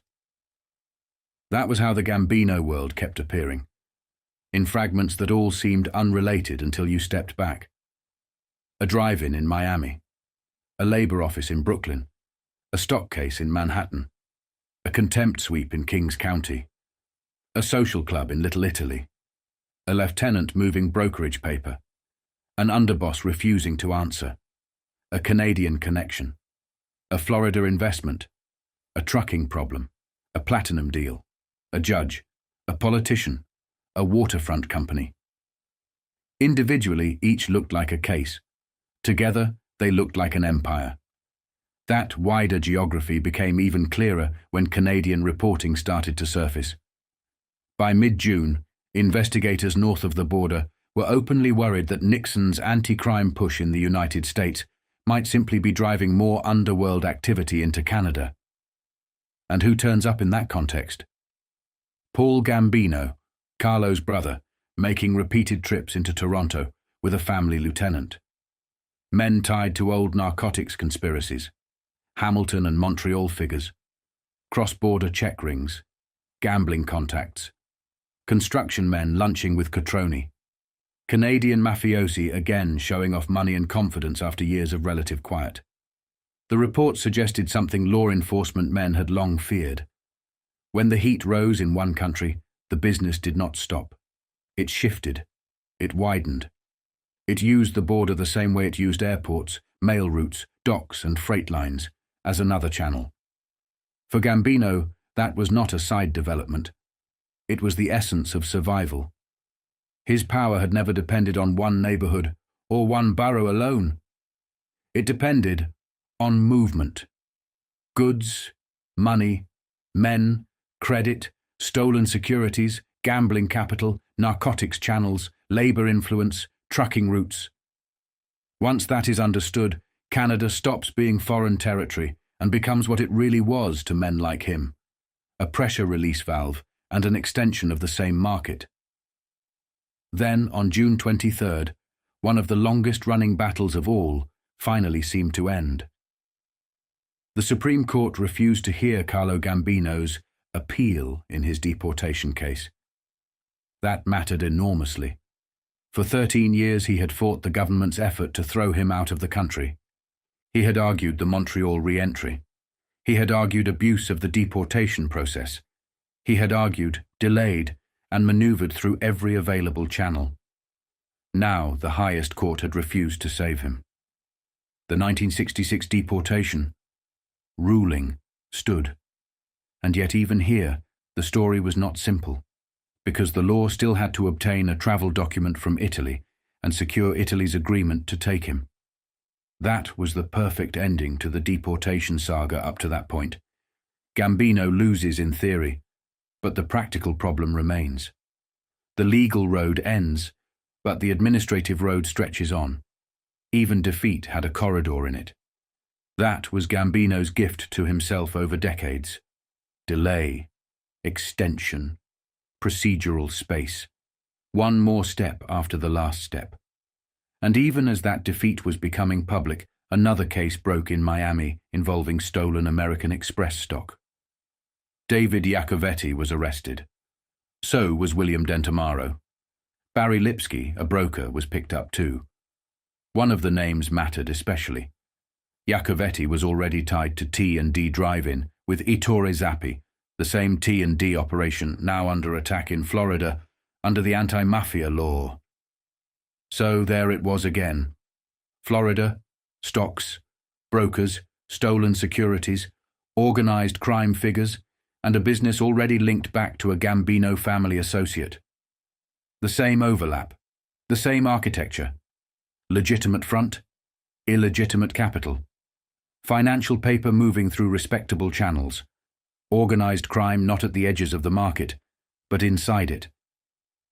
By late June 1970, the picture around Carlo Gambino had sharpened again. His Florida flank was under pressure through the T&D suit and the men around it. His underboss was under indictment for contempt. His lieutenant Lombardozzi had been sentenced in a securities case. His family name kept surfacing in Canada through relatives and allied figures. His old deportation fight had reached the end of the judicial line. His associated social clubs and business circles kept appearing in extortion and fraud trials. And the state was now moving not only against his men, but against the very principle that had kept the family strong, its ability to blend legitimate business with illegitimate command. That was the real story of June. Not that Gambino was suddenly collapsing. He wasn't. Not that the government had finally solved him. It hadn't. But the state was closing in on the right idea. Carlo Gambino was not merely a mafia boss in the old romantic or sensational sense. He was the manager of a broad criminal commercial system that reached through labor, freight, paper, corporate fronts, social clubs, cash businesses, cross-border ties, and silent partnerships. Every new indictment and hearing that month illuminated another section of that system. And the most dangerous part for him was this. The pressure was no longer confined to one city, one agency, or one kind of case. Brooklyn prosecutors, federal grand juries, Florida officials, Canadian investigators, Washington courts, airport commissions, and financial crime units were all beginning to describe different pieces of the same machine. That was far worse than one dramatic arrest. Because a boss can beat a case. He can delay deportation. He can let lieutenants absorb contempt charges. He can stay silent while others take the fifth. But once too many institutions begin mapping the same network at the same time, the room for maneuver starts to narrow.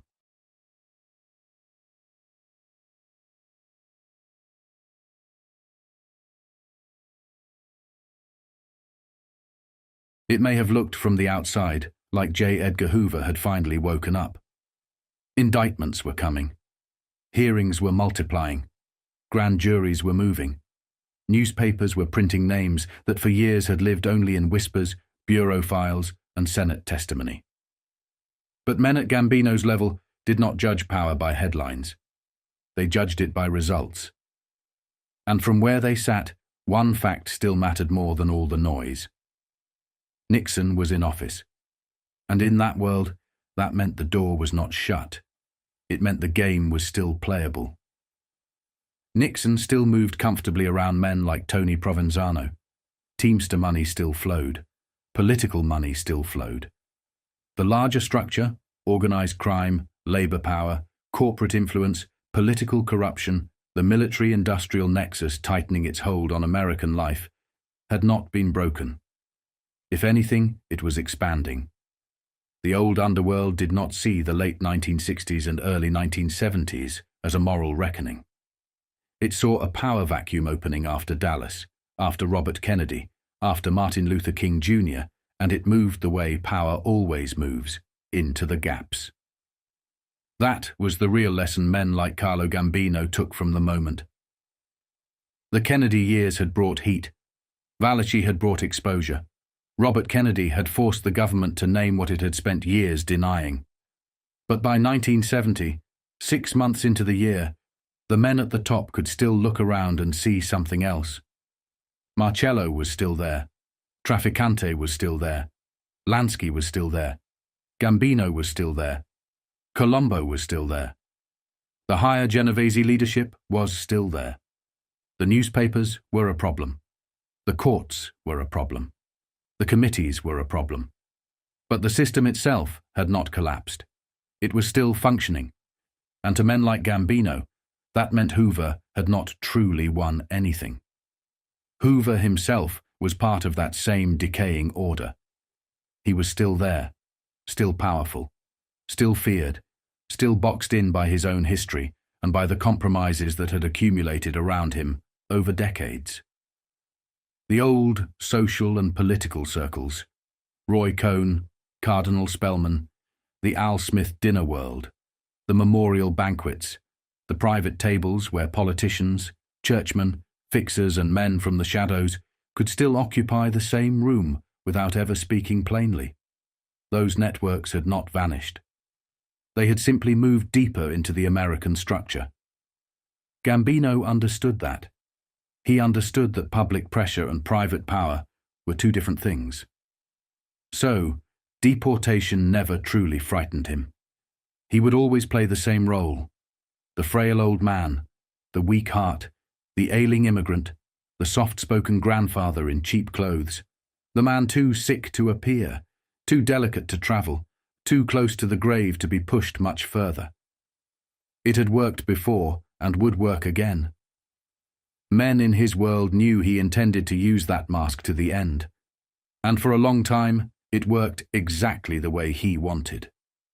The state kept coming. Gambino kept receding into illness, delay, and appeal. But even for him, strain had begun to show. Albert Anastasia had died in 1957, and everything after that had depended on Gambino's ability to govern without letting the machine fracture. He had outlasted the old enforcers, outlasted Genovese, outlasted Bonanno's challenge, outlasted the big public exposures. But that kind of survival came with a cost. The pressure did not leave. It accumulated.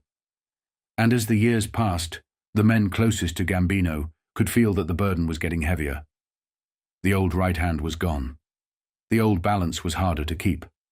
The machine still ran, but it demanded more watching, more caution, more silence, more arbitration, more nerve. That was why he watched Joe Colombo so closely. At first, the Italian Civil Rights League looked useful. More than useful. It looked promising. Gambino could see the future in it. A public shield. A pressure instrument. A rallying point that could channel genuine grievance among Italian Americans while also giving the families something they had lacked for years. A legitimate-looking front in the open. The idea itself was sound. Luciano had understood that long before. Other communities had organizations that could answer prejudice, challenge headlines, and force sponsors and politicians to think twice. Why not the Italians? The problem was not the League. The problem was Colombo. By 1970, 6 months into the year, Colombo was still out there in public, still going toe-to-toe with Hoover, still putting himself and the issue directly in front of FBI headquarters in Manhattan, still campaigning, still acting as if he could browbeat the federal government into backing off. The League had given him a stage, and Colombo was beginning to play to it. That was what disturbed Gambino. Not that Colombo had no support. He did. Not that there was no anger over surveillance, over the use of Mafia and La Cosa Nostra as labels tied to every Italian name. There was. The problem was method. Victor Riesel caught the essence of it when he wrote that Colombo had blown his cool. That was exactly how men in the upper structure would have seen it. Not as courage, not as statesmanship, not as ethnic leadership, as bad judgment, as impulse, as a man who had stepped outside the old discipline. The Mafia was not built for street theatre. It was built for quiet pressure, private messages, hidden leverage, and outcomes arranged behind doors. Wives and children on a picket line outside the FBI. Placards calling the Bureau a Gestapo. Give me back my daddy. That was not how the Commissione thought. It was not how power was supposed to behave. And that was what made Colombo dangerous. Not because he lacked intelligence, not because he lacked nerve, because he had begun to confuse visibility with strength. He was acting like a man who believed the moment belonged to him. But Gambino knew better. He knew public agitation could be useful only up to a point. Beyond that point, it became exposure. And exposure brought attention. And attention invited things the old order could not always control. Even mainstream observers were starting to understand the split. Bob Considine wrote in June that this was no propitious time for Colombo to be leading FBI protests, and that whatever grievances the League claimed to represent, the Bureau and local police were not really hunting Italian Americans. They were hunting the men who had corrupted industries, unions, real estate, transportation, food, services, and public life itself. That was the trap for Colombo. The more he shouted about prejudice, the easier it became for prosecutors and commentators to answer by listing names, arrests, families, rackets, and infiltrated businesses. Every public performance gave law enforcement another excuse to widen the frame. Gambino saw all of that. He understood that the League could prosper, but only if it remained useful and controlled. Colombo was beginning to treat it as a personal platform. That was unacceptable. Especially in a year when every month seemed to bring a new indictment, a new hearing, a new witness, a new leak, a new chart, a new raid. The family could not afford a man at that level turning himself into a public tribune while the state was still learning how the whole machine worked.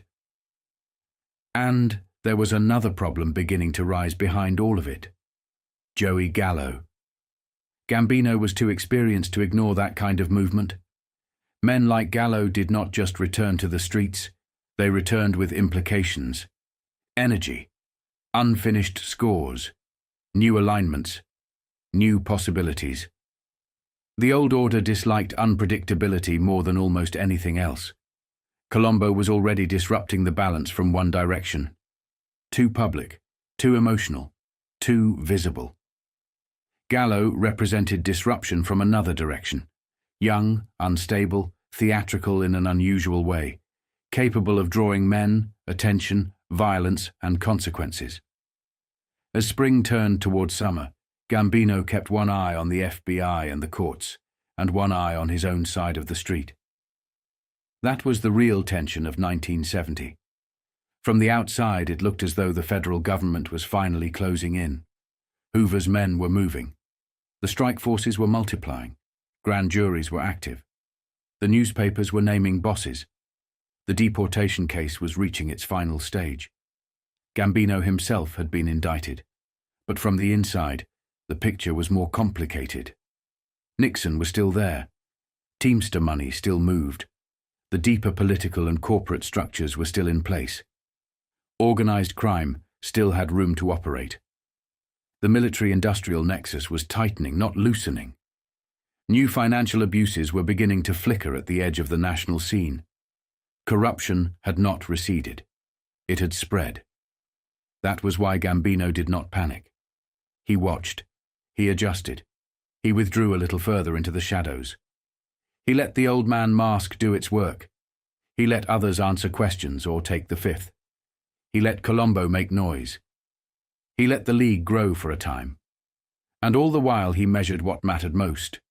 Who still had power, who still had reach, who still controlled movement, and which men were starting to become liabilities. By June, the warning signs were there. Colombo was getting carried away. The League was becoming too personal. The federal pressure was real, even if incomplete. The old social shields around Hoover and the establishment were not enough to guarantee peace forever, and in the streets, beneath all the committee hearings and public rhetoric, Joey Gallo was beginning to re-emerge.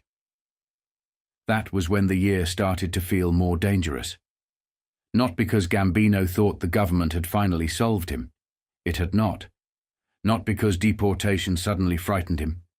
It did not. And not because he believed Hoover had become some unstoppable crusader. He didn't. The danger was different. The danger was that too many tensions were starting to gather at once. Federal pressure, public exposure, Colombo's ego, Gallo's return, shifting street loyalties, and the strain of holding together a machine that had already survived too much for too long. And summer was only beginning.